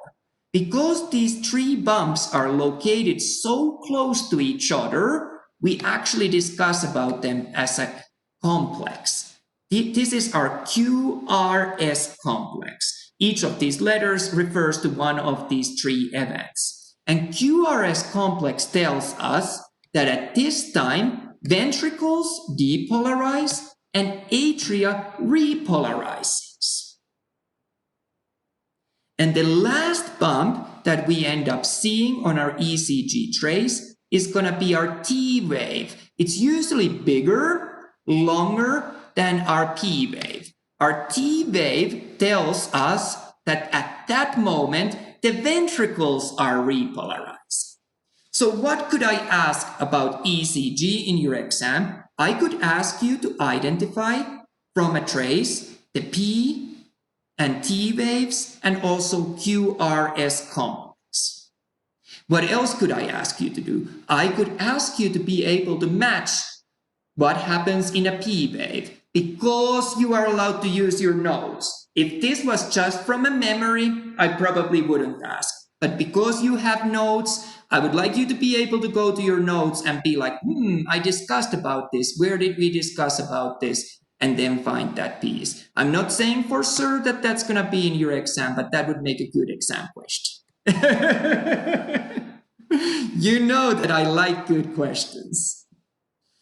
Okay, the other thing that we look when we look at ECGs, we look at the delay between these events. So various different intervals, that how long of a gap do we have between these different bumps that we end up finding in ECG traces. So that's the other thing that we end up looking.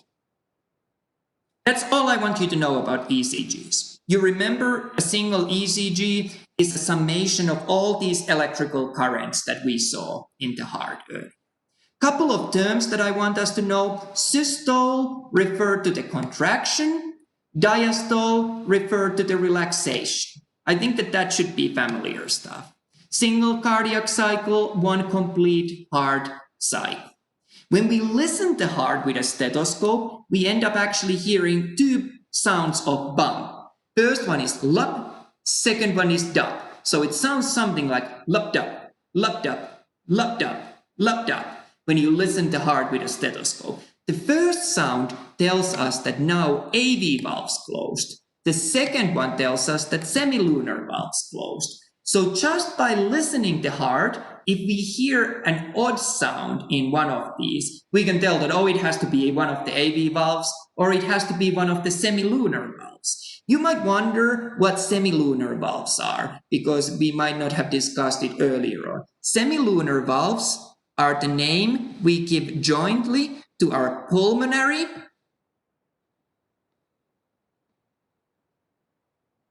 and aortic valve.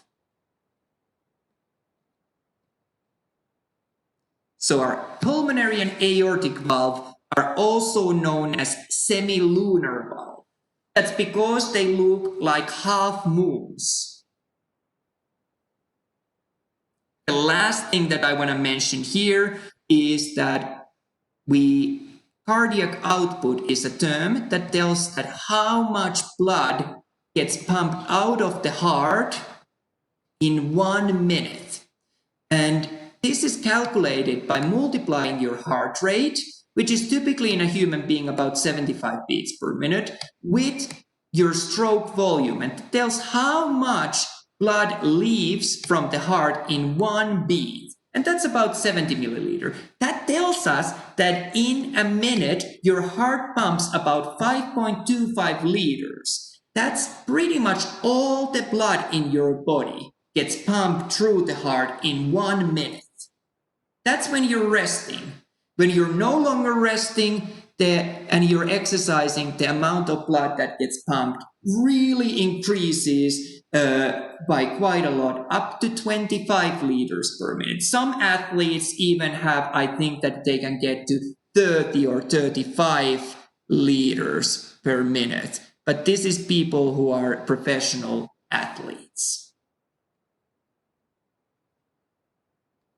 So that's all I want you to know about it. Clinical relevance, we talked a little bit about something called congestive heart failure. I probably would not ask you about that.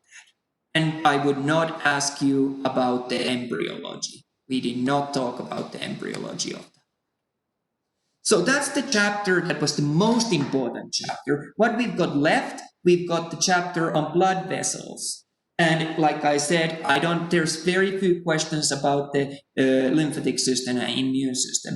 Are you super tired? Do you want to call it a day? Or are you okay to keep going and going through the blood vessels? Keep going. Yes, let's go through this. This is going to be a little quicker. So when we started talking about the blood vessels, we noticed that there's 5 different types of blood vessels. The types of blood vessels that we had arteries and we had veins. Those we knew from the past. And we also might have known capillaries. But what was new to us were arterioles and venules.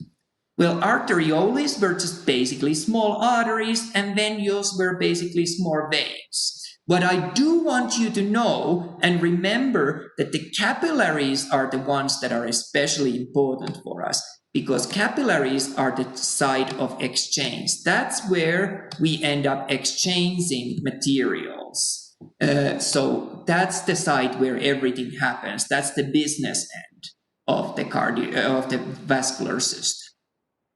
What we're going to do, we're going to look first through a general structure of a blood vessel, and then we're going to look at each of these vessel types in a little bit more detail. Typically, all blood vessels, with the exception of our capillaries, have 3 layers. The thickness of these layers and the structure of these layers might vary, but they're all in all blood vessels. And we're going to discuss these layers starting again from the inside of the blood vessel. The inside of the blood vessel is called lumen. So we're going from inside towards further layers of the blood vessel. And this would make a good exam question where I would ask you to choose characteristics and match them with the right layer of the blood vessel wall. So let's have a look at these. The innermost layer of the blood vessel wall is known as tunica intima. And sometimes I wonder, how do I describe this tunica? Tunica is basically just a layer. I think ladies put on tunicas, so tunica is a layer that you put on top of other clothes. I don't know anything about fashion, so I'm just trying to wing it. But what you need to know that the intima was the innermost layer. And the word intima helps me to remember it when I think that it's in intimate contact with the blood. So intima is the innermost layer of the blood vessel. What you want to know about each of these layers is to know their function and know what type of tissue they're made. So let's have a look of the innermost layer. What would be the function of it? Well, the function of the innermost layer would be to facilitate the passage of materials. So the different materials can go through this layer. So for this reason, tunica intima is made of tissues that are made of cells that we knew as simple squamous epithelia or simple squamous endothelia. You remember these were one of our basic tissue types, and they looked something like this. They were flattened discs and only one layer of them. The reason why it's made of simple squamous epithelia is that this simple layer allows for substances to easily go through it. So the passage of the materials is really easy in tunica intima. And what we end up noticing is that tunica intima is a very thin layer. The innermost layer serves passage of materials made of simple squamous endothelial cells. That's the first layer. 1 out of 3 done. Let's have a look at the next layer. The next layer that we'll see is gonna be our tunica media. How I remember media is that that's the middlemost layer. So it's a little bit sounds like middle. Again, I would want you to be able to match what tunica media does and what kind of tissue is it made of. Well, what tunica media does, it serves 2 different purposes that are important: vasoconstriction and vasodilation. Vasoconstriction means that it makes blood vessel more narrow. It squeezes blood vessel to be smaller. Vasodilation means that it makes blood vessel more larger, so it dilates the blood vessel. That's the function of tunica media. Well, how could it do that? How do they do it? Well, they do it by having smooth muscle in the tunica media. And you remember, smooth muscle was found, for example, in your intestines around the digestive tract that controlled the diameter of the digestive tract, that how much stuff can travel through different parts of your alimentary canal. It does the same to the blood vessels. There's a lot of smooth muscle in the wall. Oh, I can't do it with that. In the wall of the blood vessel. And this smooth muscle allows us to control the diameter of the blood vessel. What you'll notice is that tunica media is also the thickest layer out of this tree. So really the control in the diameter of the blood vessel is handled here on this layer by smooth muscle. The last layer that I want us to look at is tunica externa. Externa, like the outermost. Sometimes you can see that we use the tunica adventitia. Both mean the same thing, so don't get thrown off. If I was really mean and wanted to do an exam question, I might use tunica adventitia because you're used to hearing tunica externa. So don't let me throw you off. Let's think of what's the function of the outermost layer of the blood vessel. The function of that is to support the blood vessel. And how we support the blood vessel is that we reinforce the wall and we anchor the blood vessel where it should be located. And this is done by having a lot of connective tissue on this layer. We also find nerves and lymphatic vessels on this layer. So I would want you to know these characteristics that we highlighted from these 3 layers. We feel good? That was a lot to take in. Do you need a break or do you want to finish No, you're good to keep going.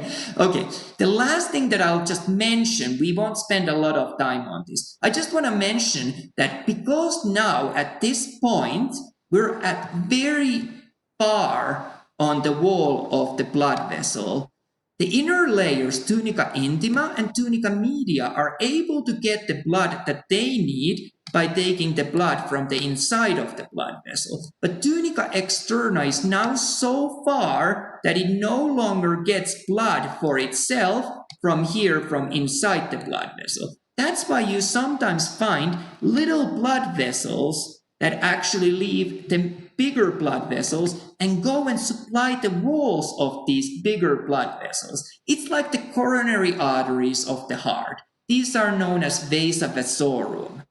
So just a little fact that you know, in case that would come up. I don't think that it's a super important thing, but just mentioning. So these are the three main layers of the heart. We're good. Yes, I'm going to go through different kinds of blood vessels quickly. Really, we're going to start with the arteries. And arteries were the first blood vessels after the blood leaves from the heart. Well, if you think, how is the blood that leaves the heart? What is it like? Well, this blood leaves the heart in very high pressure because the ventricles are contracting, and that's a very powerful contraction. So blood shoots out of the heart really fast in a very pulsatile manner. So arteries are often very, very thick. They're also very elastic. So they're able to resist these fluctuations in pressure and in the flow. Arteries, there's two kinds of arteries that I want you to know. The first arteries immediately after heart are known as elastic arteries. These are also conducting arteries. So they really just transport the blood to another place. They don't really do much else. They're just a transport.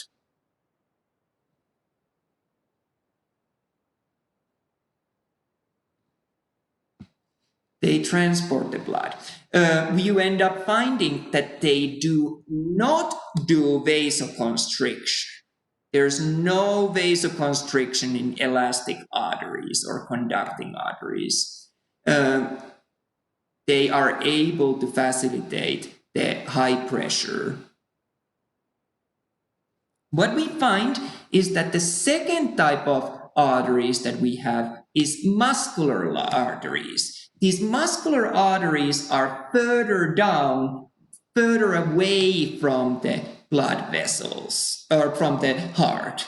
And most of your arteries are actually muscular arteries. In muscular arteries, we end up finding a lot of smooth muscle in them, and this allows us to do this vasoconstriction. So constrict the blood vessel, make it smaller in diameter. So these are the ones that actually distribute the blood, so provide us branches.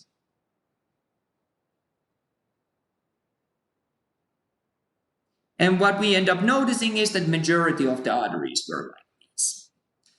What else should we know? We also had our arterioles. Arterioles were basically just small arteries. There's only one thing that I really want to highlight about arterioles. So you remember there was a high blood pressure in arteries. But the blood pressure needs to be low by the time we get to capillaries, because capillaries are very small vessels and they have very thin walls. If there's too high of a pressure, the capillary walls will break and there's going to be internal bleeding, and that's not good. So we need to bring down the blood pressure. And where are we bringing down the blood pressure? We start to bring it down at the arteries, but especially at the arterioles. Our blood pressure is going to go down. So that's the function of arterioles. And before we move on to our capillaries, the last part of the arterioles was what we called precapillary sphincters. Does that term ring bells, what precapillary sphincters were? I can explain it again if... Yeah, you got it. So what they were, they are on the arterioles. Before we get to the capillaries, these small bands of smooth muscle that can either be open or they can constrict closed. And if they constrict closed, they prevent blood from going to those capillaries. If they are open, then blood can go to those capillaries. So that's the way to control to what capillaries blood goes to. Do you want to take a break or call it a night? No, we're still continuing. We're almost done. I'll be quick. So I want you to know the precapillary sphincters. They're important. And then in the capillaries, like I've been highlighting, we remember capillaries had a low blood pressure. That's really important because if they have very thin walls, they cannot handle high blood pressure. So that's one big characteristic of capillaries. Do remember that there's a low blood pressure. They only contain the tunica intima, so the innermost layer. But the function of the capillaries was to exchange materials. So the passage of materials is the important function of the capillaries. Let's have a look of different kinds of capillaries that we do have. We have 3 types of capillaries, and I think this would make a really good exam question if I showed you pictures of these 3 different kinds of capillaries and asked you to be able to name from the list of names that what type of a capillary is each kind. And it's actually much easier than you would think that it will be. So here are the 3 different kinds of capillaries that we see. The first type of capillaries that we'll have a look is going to be our continuous capillaries. Continuous capillaries, the name tells us that their wall here is continuous. There's no gaps in the wall of continuous capillaries. It's all the cells that make the capillary wall are connected to each other. So it's one continuous sheet. These capillaries are known as continuous capillaries. The next type of capillaries, notice how there's small holes here and there on this wall. It's like Swiss cheese with small holes. You remember the word fenestration. Fenestration meant a window. So these are known as fenestrated capillaries. They have small windows on the walls of these blood vessels. And the last type of capillaries that we have are known as sinusoidal capillaries. In sinusoidal capillaries, there's sinuses in the wall of capillary. Sinuses were empty spaces, openings. So you'll notice there's big pieces of the wall missing in these capillaries, way bigger than in any of the previous capillary types that we saw. So make sure that you're able to look at these pictures and tell that what kind of a capillary each one is. I've also given you examples where you find them and all other stuff, but that's not really quite as important. What's an important thing to notice is that the sinusoidal capillaries, because there's big pieces of the wall missing, that's also causing the blood flow within these capillaries to slow down. So the blood flows the slowest out of all these in the sinusoidal capillaries. That's all you need to know about different capillary types.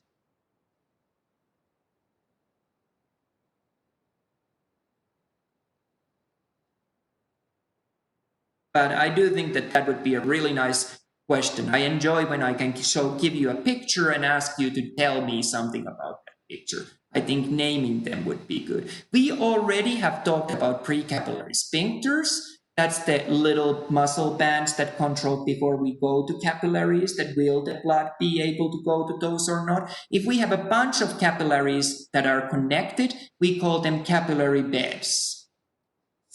The final thing that we're going to talk is going to be veins. And there's not a lot to talk about veins. What I would like to talk about the veins, that they still have a low blood pressure because we're now coming out of the capillaries, but it is a little bit higher than in capillaries. So the blood pressure picks up again.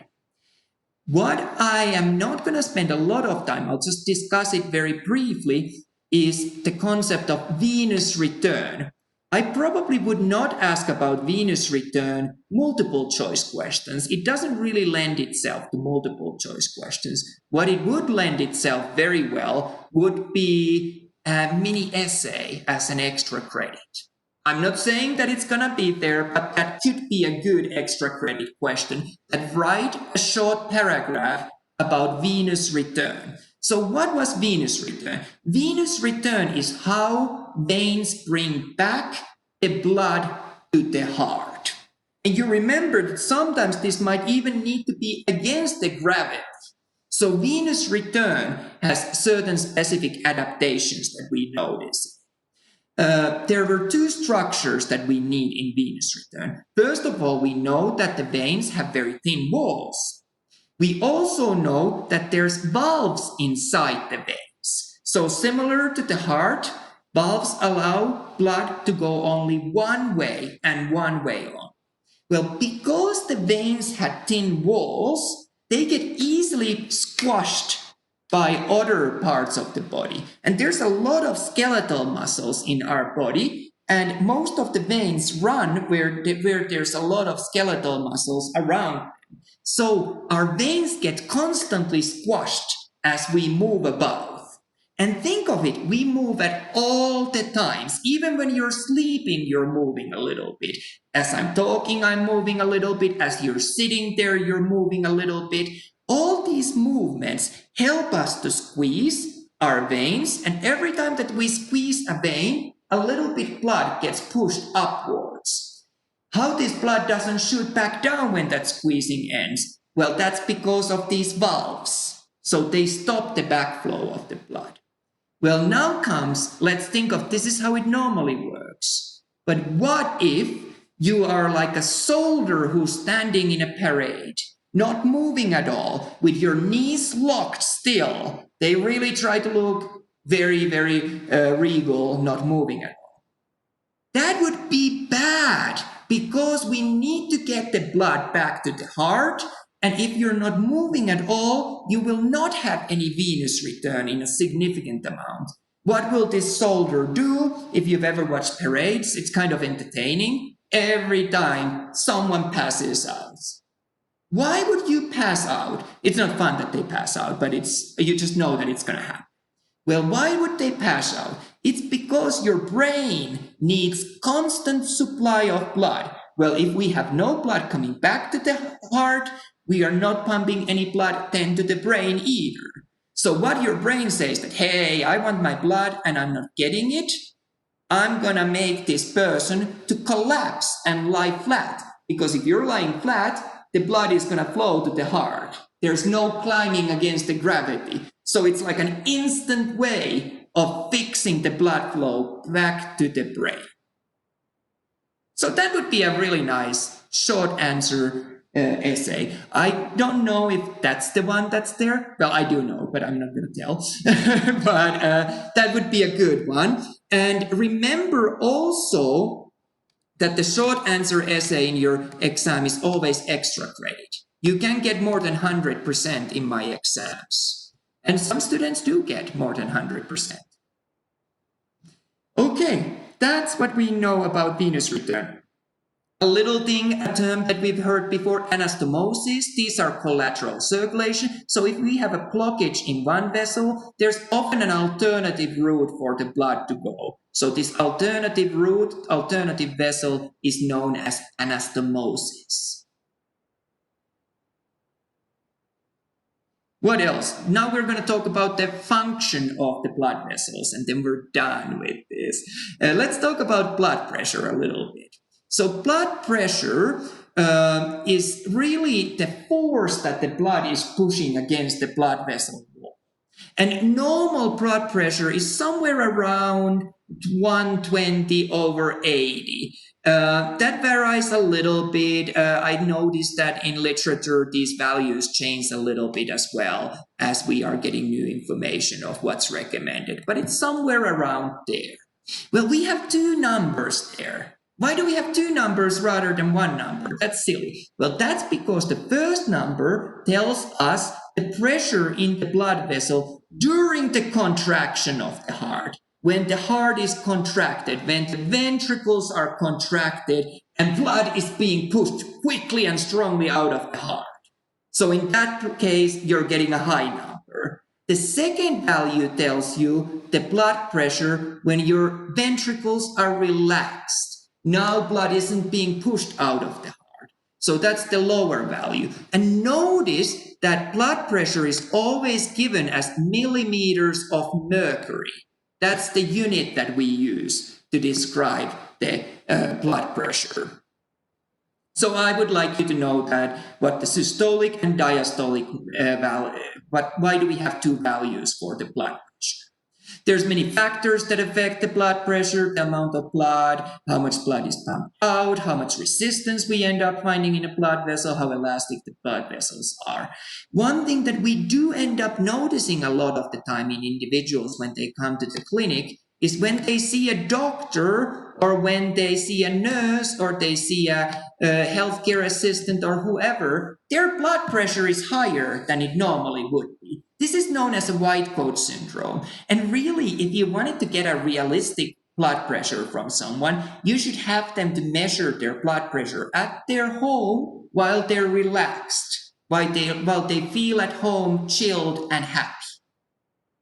So white coat syndrome is that change that we notice, the elevation, because you're nervous that is my blood pressure good? Oh, I'm so worried.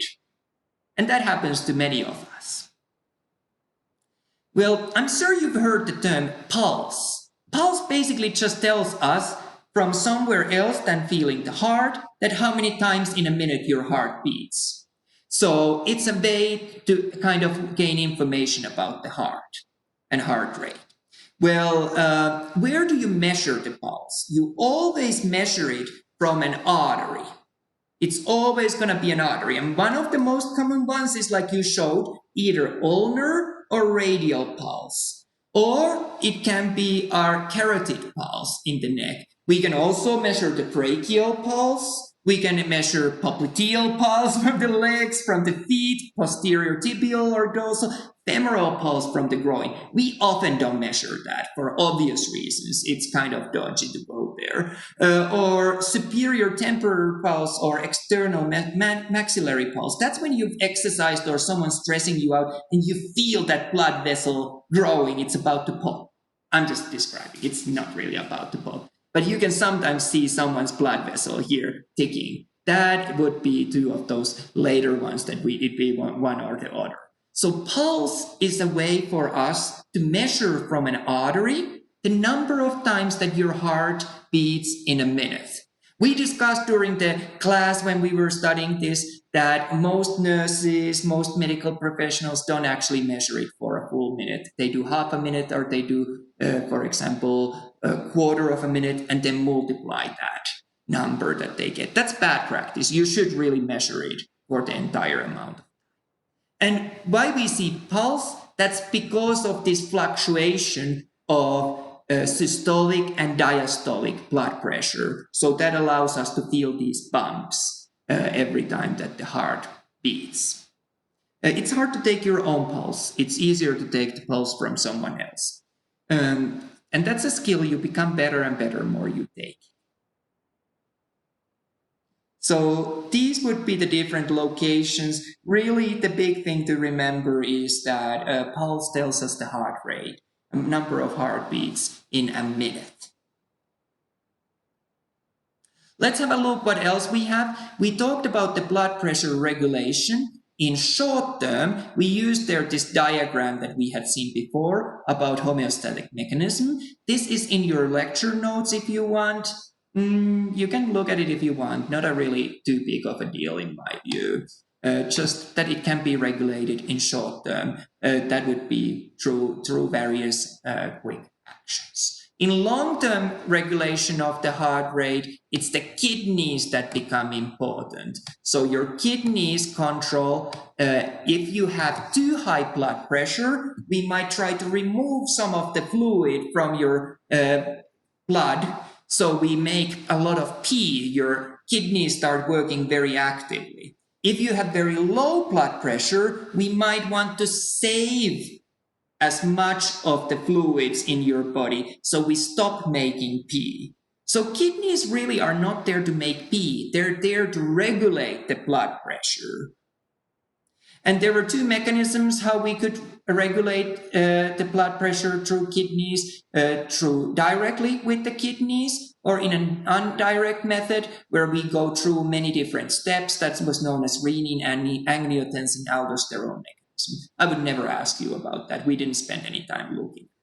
But if you really want to summarize, we want high enough blood pressure so that we actually get the blood to the tissues, to the capillaries, and it's able to cross that capillary wall. But we want it to be low enough that blood vessels don't pop in your head or elsewhere. So that's really what the function of the blood pressure regulation is. We have two clinical situations to look at. Let's look at it if you have too high blood pressure. If it's too high, it's going to be hypertension. Remember an individual who's hyper. Hyper people are like over the top. It's too much. When you say you're a bit of hyper, they're a little too much. Hypertension is known to be related with many serious problems with the cardiovascular system, heart failure, vascular diseases, renal failure, stroke. So we don't want to have high blood pressure. How you can control your blood pressure in addition to the medication? By changing your lifestyle. Usually it's not due to just one thing, it's due to multiple things adding together. So we can give you blood pressure medication, but you also might want to change your lifestyle. There's certain things that you can't do anything. You can't change your age, so you would have lesser blood pressure, but you can stop smoke. You can live less stressful life. If we have too low blood pressure, we talk about hypotension. So low blood pressure, hypotension. If you have ever heard about anyone going into hypothermia, it tells that your temperature is too low.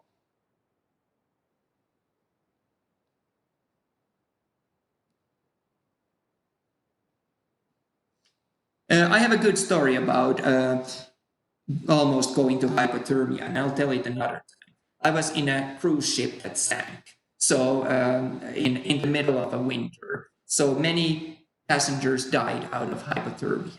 So that's why it's a topic that I always think of. If something's low, your body temperature is low, it's hypo. It's a long story. I'll tell it another time when there's a good chance that it relates to our lecture material. I would like you to be able to recognize from these values which one would be a normal blood pressure, which would be hypertension, which one would be hypotension. And what we notice with the too low blood pressure, that as long as your tissues are being supplied by blood, it's okay. We don't really worry too much about hypertension.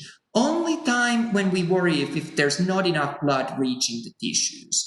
Some research even claims that hypotension might be beneficial. It might be associated with longer life expectancy. And there's few different causes that can cause hypotension. It can be a temporary thing, so you just get dizzy when you stand up. You have a low blood pressure because you moved up and you were lying first and now you're standing up. Your body didn't catch up with that. You can have a chronically low hypotension. This is often due to what you eat, poor nutrition. So you have issues with how you take care of yourself. That could lead into other problems. So chronic hypotension is something that we want to deal with. If you have an acute hypotension, you're probably going to go into a shock. So that's not a good thing. And I would like you to know for the exam signs and symptoms of the shock, because I really like asking about signs and symptoms. So remember my mnemonic. I come from UK where we don't talk about cops, we talk about police constables. So PC is a police constable, and we call our police constables fats, that they're really fat.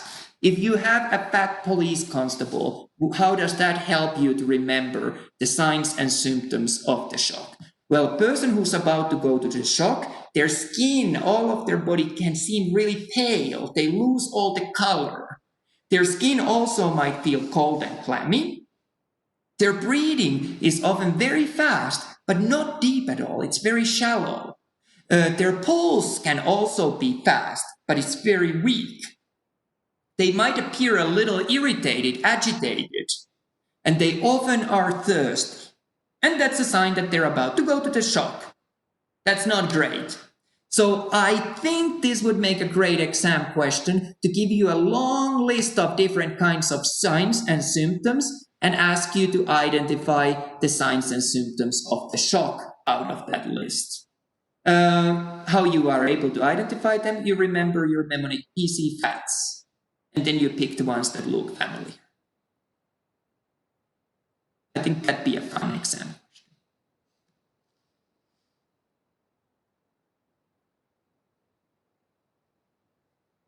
Did you get this? Yes. And just that we can regulate blood flow both extrinsically, intrinsically. What I want you to know that blood pressure, blood circulation is regulated on areas, not as a whole. We in one area might need a quicker circulation than in another area, and different body parts then have different adaptations that we end up finding.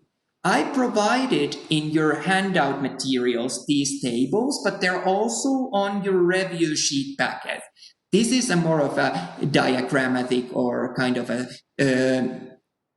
schematic view of all the arteries in your body, all the major arteries. You see your heart would be here, and then your aorta going around, going down in your thoracic cavity as ascending aorta, going down in your abdomen as abdominal aorta, and going to your lower limbs. Same going for your upper limbs, going to your head, your brain. Really, I don't expect you to memorize these, but what you might end up seeing, not so much in my exam, but in your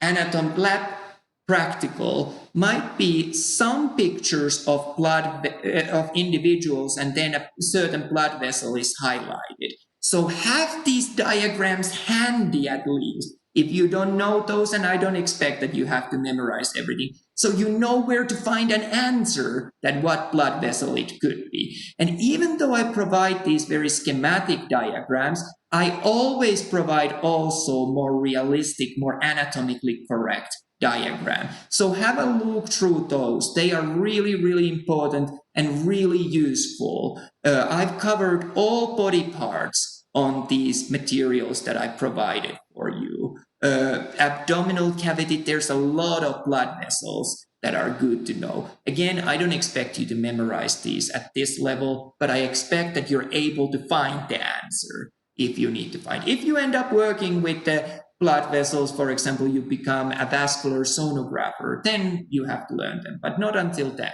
And I have upper, lower limbs, abdomen, head, neck, thorax. I have all sorts of diagrams for you. In terms of the blood, this completes it. I just want to highlight a couple of things here because this would be a good thing to also know.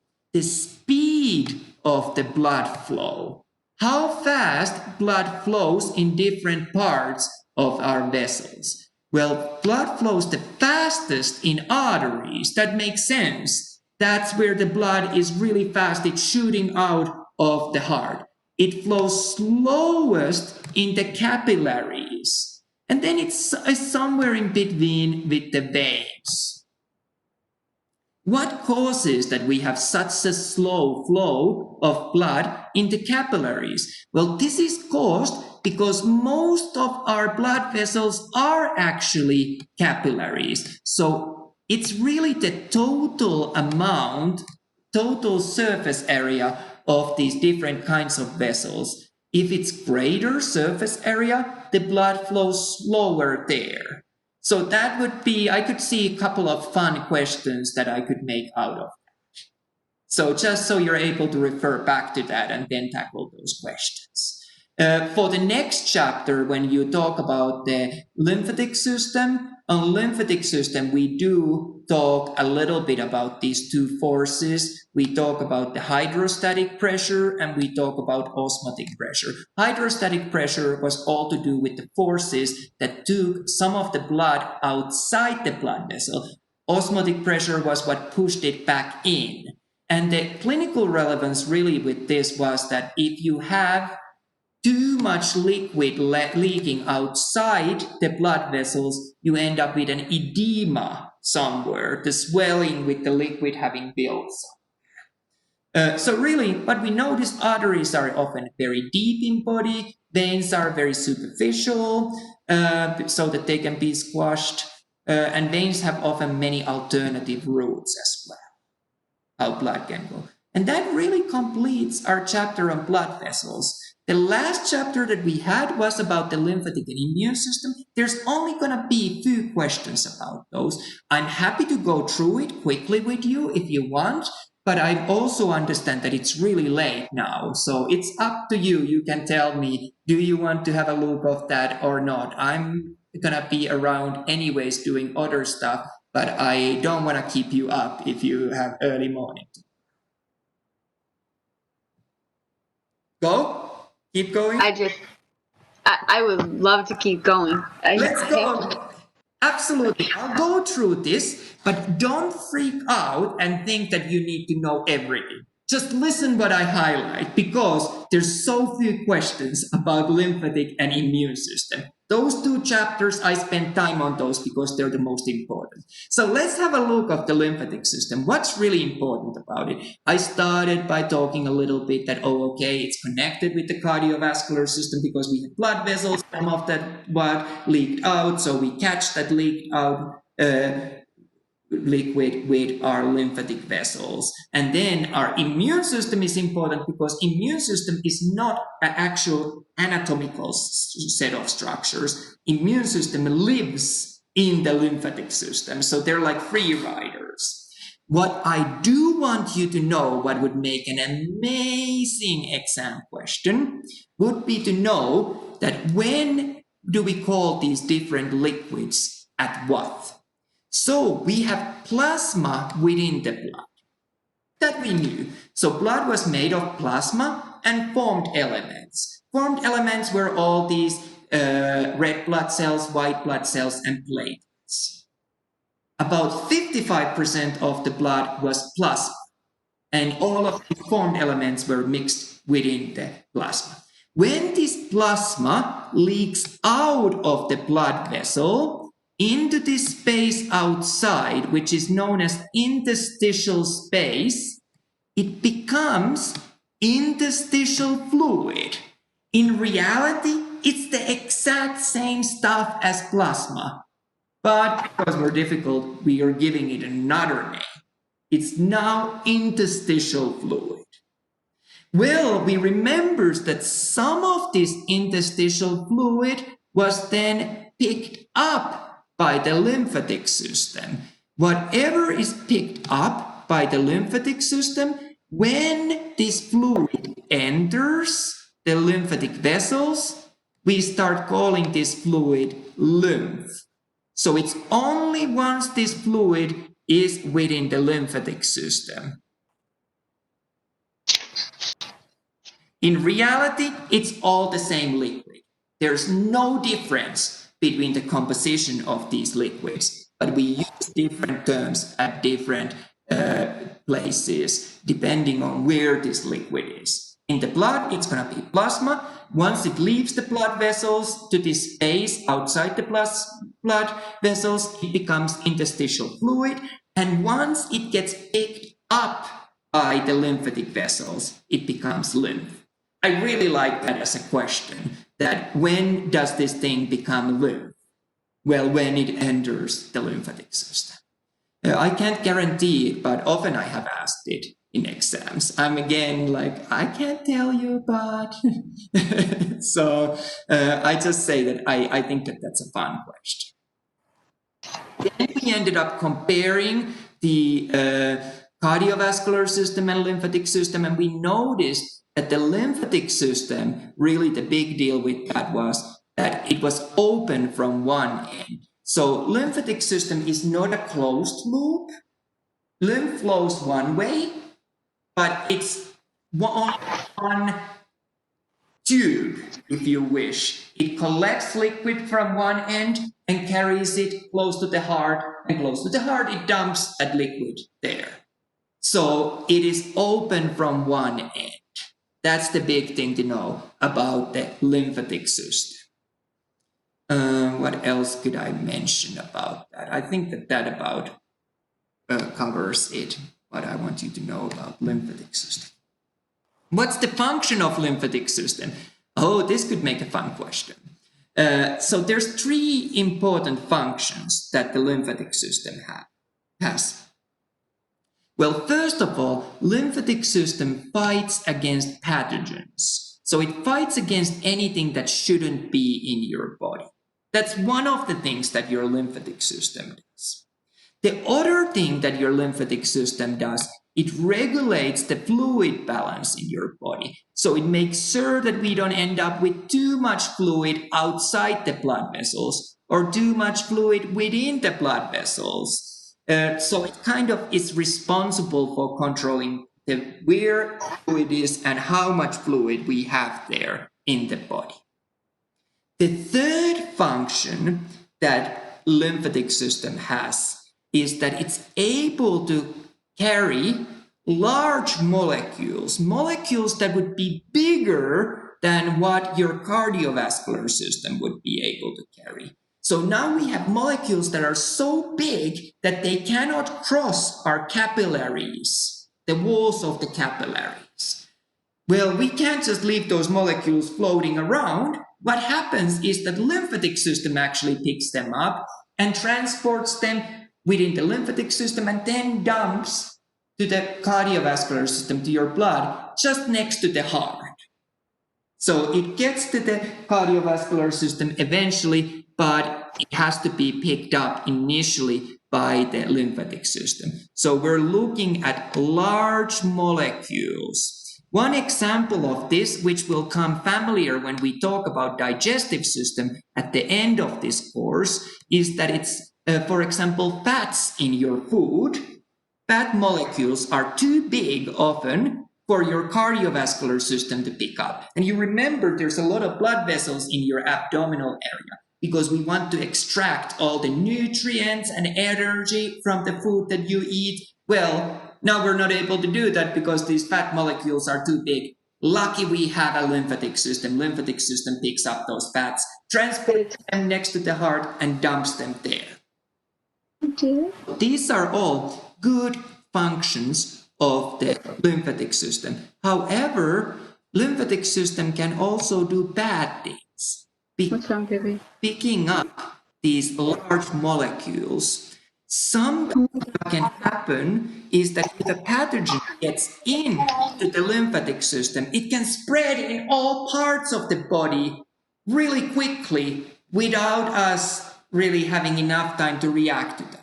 Another thing that's really bad that can happen, and why some people, when they are diagnosed with cancerous tumor, they choose that they don't want to have surgery, because if you cut into that cancerous tissue and some of that tissue gets into your lymphatic system, then it can spread everywhere.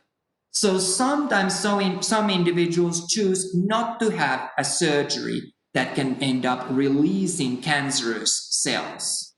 So lymphatic system can be both good and bad. I think it would make a really fun exam question if I asked you to list the good functions of the lymphatic system. Well, if you tell me as one of the good functions that it carries cancer cells, I'm going to be like, no, you don't deserve to get points for that. It's not good that it carries cancer cells. Do I need to zoom in closer? I know that it's super small what I wrote here about the bad functions. Down. Okay, good. So I would think that one fun question would be to give you a list of many different functions and ask which ones of these are good functions of the lymphatic system. You tell that, oh, it's great that pathogens spread within your body thanks to the lymphatic system. That would be kind of sad. I would be sad if you choose that. So let's have a look at the lymphatic vessels really quickly. They are very similar, and we're going to discuss them in terms of the size. And we're going to start with capillaries because that's the first part where the lymphatic system, lymphatic vessels pick up material. The lymphatic capillaries are very similar to the cardiovascular capillaries. The only big difference is that they are much more permeable than our blood vessel capillaries or our blood capillaries. They are, again, made of simple squamous epithelia. We saw that before. So a thin layer so that it's easy for materials cross through it. So easy passage through the capillaries is important here as well with the lymphatic vessels or lymphatic capillaries. So they take stuff in much more easily than your cardiovascular capillaries. The lymphatic vessels also have valves like we saw in veins. So they're able to make sure that the lymph flows only to one direction and only one direction. They are very thin from their walls. So again, they can get squashed by skeletal muscles so we can transport the lymph to the direction that it needs to go. So the venous return, the same concept we see here as well. In terms of anastomosis, we had heard about those before. They are the interconnections, so collateral routes. So if somewhere there's a blockage in a lymphatic vessel, there's usually another route to that place. And let's have a look at bigger lymphatic vessels. Now, multiple capillaries have joined together. Now we start to get trunks. Trunks are just larger in size. And then when multiple trunks join together, we get ducts. So we should probably notice a couple of trunks. Where might we find trunks? Well, lumbar trunk is at the lower back. We can have intestinal trunk of the lymphatic vessels. That's in the intestines. Intercostal trunks.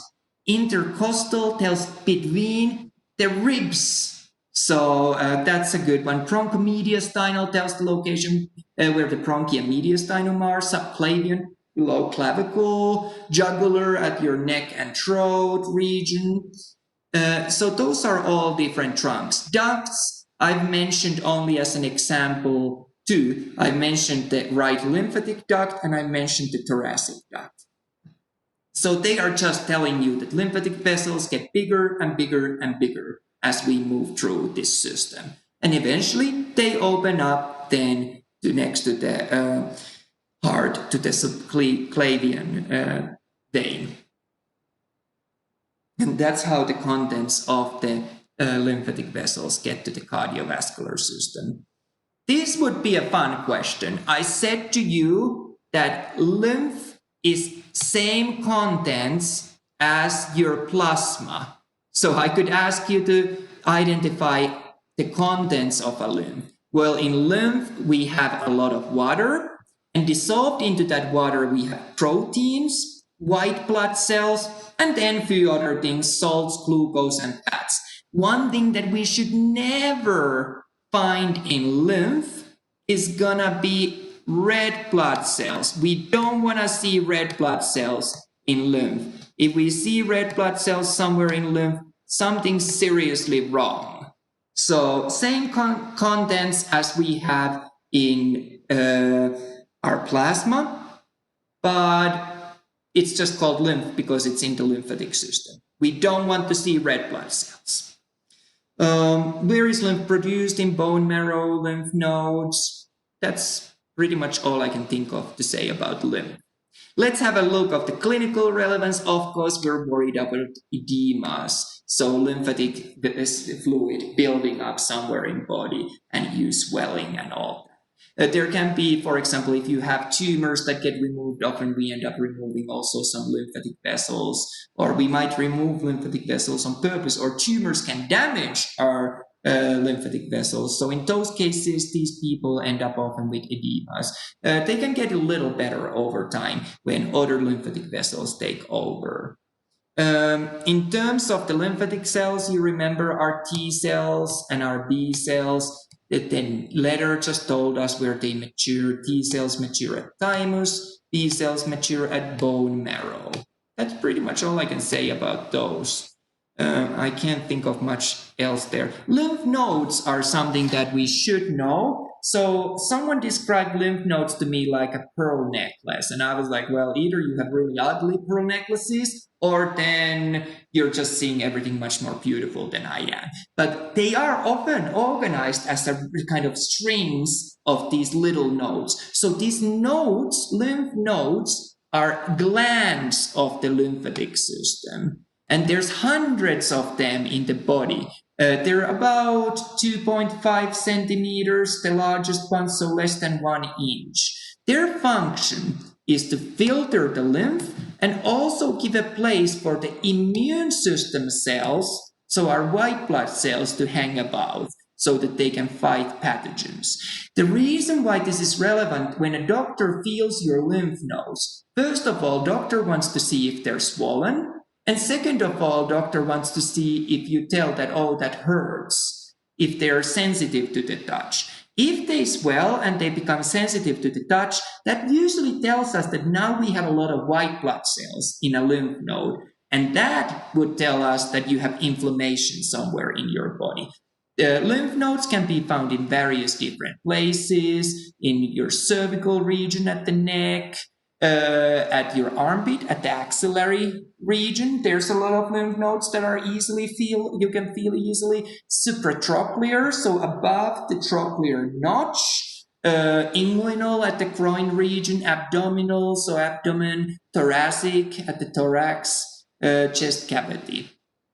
In terms of the microscopic structure, we have again cortex and medulla. Within the medulla, we've got sinuses. Sinuses were any open, empty spaces. So within the medullary sinuses of the lymph nodes, that's where the macrophages live and screen lymph.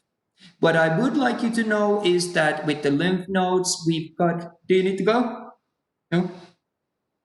You're good. Yeah, I'm gonna just wrap up. This is not gonna take too long, don't worry. Do you want me to go backwards? What you just passed by, is that going to be on the test? I would want you to know the contents of the lymph. I have that. Want you to know what lymph nodes are. That's about it. I can't think of anything else important there. Okay. I would want you to know that within the lymph nodes, you've got vessels. The ones that come into the lymph node are known as afferent, and the ones that exit the lymph node are known as efferent. So afferent arrives, efferent exits, or whatever helps you to remember them. That really did help me when you said that. That was helpful. See, we think alike.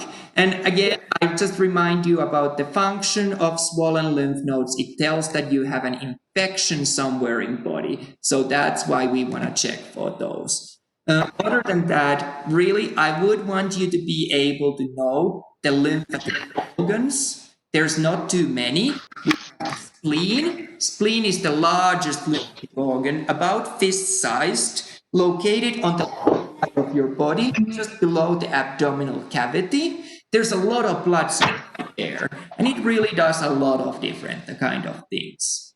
So that's what you need to know about spleen. The other organ that you might want to know is tonsils. And again, I wouldn't expect you to know different tonsils, but you know that sometimes they can get inflamed. If they get inflamed, you have tonsillitis, and you might get tonsillectomy, where we take these tonsils away. Less these days, but in the past we did it a lot. Now we're doing less of it because we're realizing that tonsils might be actually more important than we realized in the past. So people like me who had them taken away are a little bit like, oh crap, that's not great. What we find also is appendix. Appendix will become familiar when we talk about the digestive system. It's kind of a little bit of an extension hanging out from the first part of the large intestines. So small intestines end here, and then you have your colon that goes down and blah, blah, blah. But there's this little thing hanging out from it. This is appendix. Sometimes appendix can get inflamed. You ask, why would you have a structure in your body that can get inflamed and you can take it away, so clearly you don't need it anywhere? My answer is we don't know for sure. Our best theory is that when we were eating more plant-based food, that's where we kept bacteria that helped us to digest the plant-based food. But because we eat much more processed food these days, less plant-based food, we don't really need it, and it's slowly shrinking and shrinking. So only reason why we see it still there is because evolution hasn't quite gotten rid of it just yet. But that will happen. And then you don't have to study it anymore. And thymus is the last organ that I want to mention regarding lymphatic system. You remember it was big during your infancy and during your puberty, and then shrank away, replaced by connective tissue and fat tissue. It still functions, but not quite as much. And that's all you need to know about lymphatic system. For immune system, I think I have one or no questions. I don't remember, either one or no questions. So there's really not a lot to know about it. The big things to know is that your immune system is more about the functional system than actually a structure of any kind. It's all about the white blood cells, and the function that it has is to protect you against something that's not part of your own body. So it protects you against pathogens. What pathogens do, they are something that doesn't belong in your body, and they want to get into your body. I think that there's a cartoon, and I don't remember the name of it, where you got two lab rats. The other one has a big brain. And every night what they want to do is take over the world.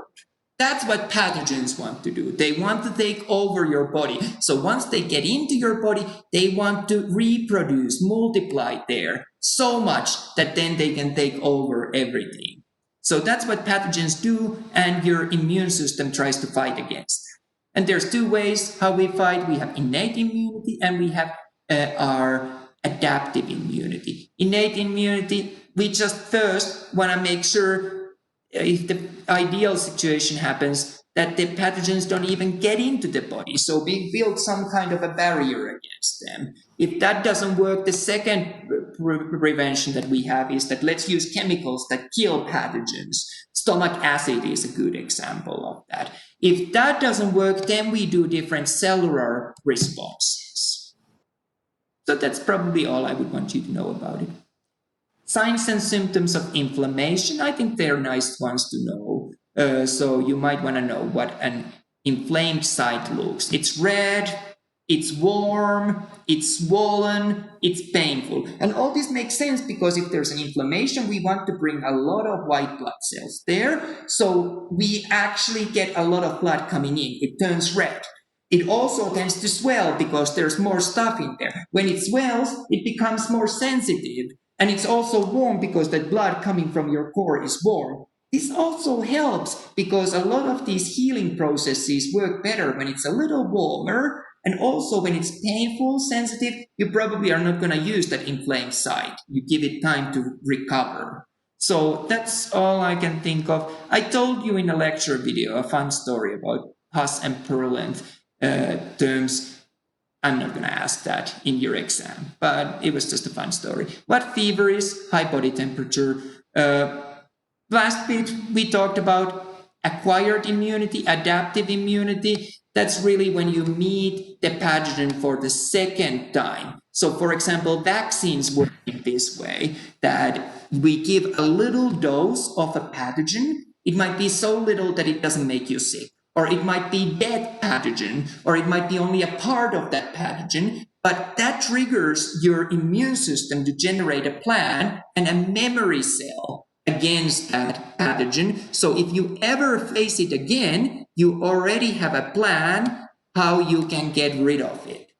So that's why we vaccinate people. And that's what we're trying to do with COVID vaccines, to find a way so we can prevent people against that. But it's all about this memory. That's it. I'm not going to ask about these. These go to too much detail. So really, that's all that your exam has. Focus on the two first chapters. I know it looks like a lot, but really, if you focus on these two first chapters, it's going to be fine. And remember, you have your notes. I might not give you this PowerPoint or this PDF with the answers, but you can always look the video. So the answers are there for you if you need to fill in your review sheet. And really, I think that that's everything I had on mind for this session. I hope this didn't depress you. I really hope that it did the opposite. I really think we have covered 1/4 of the lecture material tonight in a couple of hours. So you really have covered a lot. It might feel like a lot to take in, but just focus on the big things and know where to find the answers. You will ace it. You did really well last time as well. I think you expect to get 100%, and if you get 95, you're a little disappointed that, oh, I wish I would have gotten that 5%. So try to be realistic. A is an A, whether it's 91% or 100. Still an A. I know. That's what I meant to ask you earlier. Like when we take those tests, 3 quizzes or whatever during the homework session, are they averaged? No, it should be the best score out of them. That's what I thought. But when I went and looked at my scores, it looks like it's an average of them. Ooh, that's a mistake then. And I only see this because I'm a point grubber. So what I want you to do, can you check if it's in all of these or if it's only in some, and send me a message here on Canvas with, hey, I wanted the best score on this assignment, and I can change it, but I don't think I'm going to go back to everyone and check them manually. Honestly, I think it's like we're talking like a tenth because they really don't. There's so many questions and worth so few points. Yeah, but I would still like you I'm really being silly. It's not going to. I will definitely check that moving forward. It should be the best score. The other thing is, if you run out of attempts and you want to take more attempts, I totally encourage you to do that. I'm just quickly going to pause this recording, and I think we're back recording again. So we just tackled a couple of questions that were related to individual students, so I don't show the individual student scores or things like that. But really, we have covered now the study guide as I wanted to cover it. And like I said, you have really good study guides also for the Lab 2 practical. So I encourage you to work through those. I encourage you to also refer to the anatomy practice or practice anatomy videos on each of the modules and work from those while you're preparing to the lab practical. Remember that there is that practice activity for the lab practical. Remember, even though it looks like you'd be dragging the terms to the right structures, in the actual lab practical, you'll be typing the answers into a box. And like I said, I will go back later on and review your typed answers. If there's spelling errors, you'll still get points for those. So that's in terms of both the lab practical and exam 2. Only other things that I have to mention at this point are to do with, like I said, that there's the handouts for each of the chapters available. We do have tutoring available, either through the Cranium Cafe or then through contacting me. I also do happily individual tutoring. And if there's any questions, you can always reach me through the messages here in Canvas. I encourage you to do that. And that pretty much concludes everything that I had wanted to cover today. Do remember that next week we have a little bit of different setup than normally. We don't have our Wednesday live online session. Instead, we have a live online session on Monday at 10 o'clock and 8 o'clock. So 10 at morning and 8 at evening. And we have another weekly live online session on Tuesday at 5 p.m. So in the afternoon. So this is only for the next week. And after next week, we return back to our normal Wednesday schedule. So that's just a quick reminder of that. But other than that, I really don't have anything else to share with you on this video. I really would like to thank you all for amazing work that you've done. I know that it's such a strange time and there's so much going on, and this semester is nothing that any of us expected a year ago, but we're doing the best we can. You're doing excellent work, and we will get there. We will get you all the information you need, and we'll get you all set up for success. And I do realize that it's a different time, so don't feel like you're in a disadvantage because of. So that's all that I have for today. I really thank you for having joined me on this video. I know that it was a long one and we covered a lot, but I think that this covers really everything that can come up in the exam. Remember, it's from the lecture video materials. The questions are from this study guide. I hope you have a good rest of the week. Let me know if I can help with anything. The best way to get hold of me is through here on Canvas messages. Thanks again. Bye.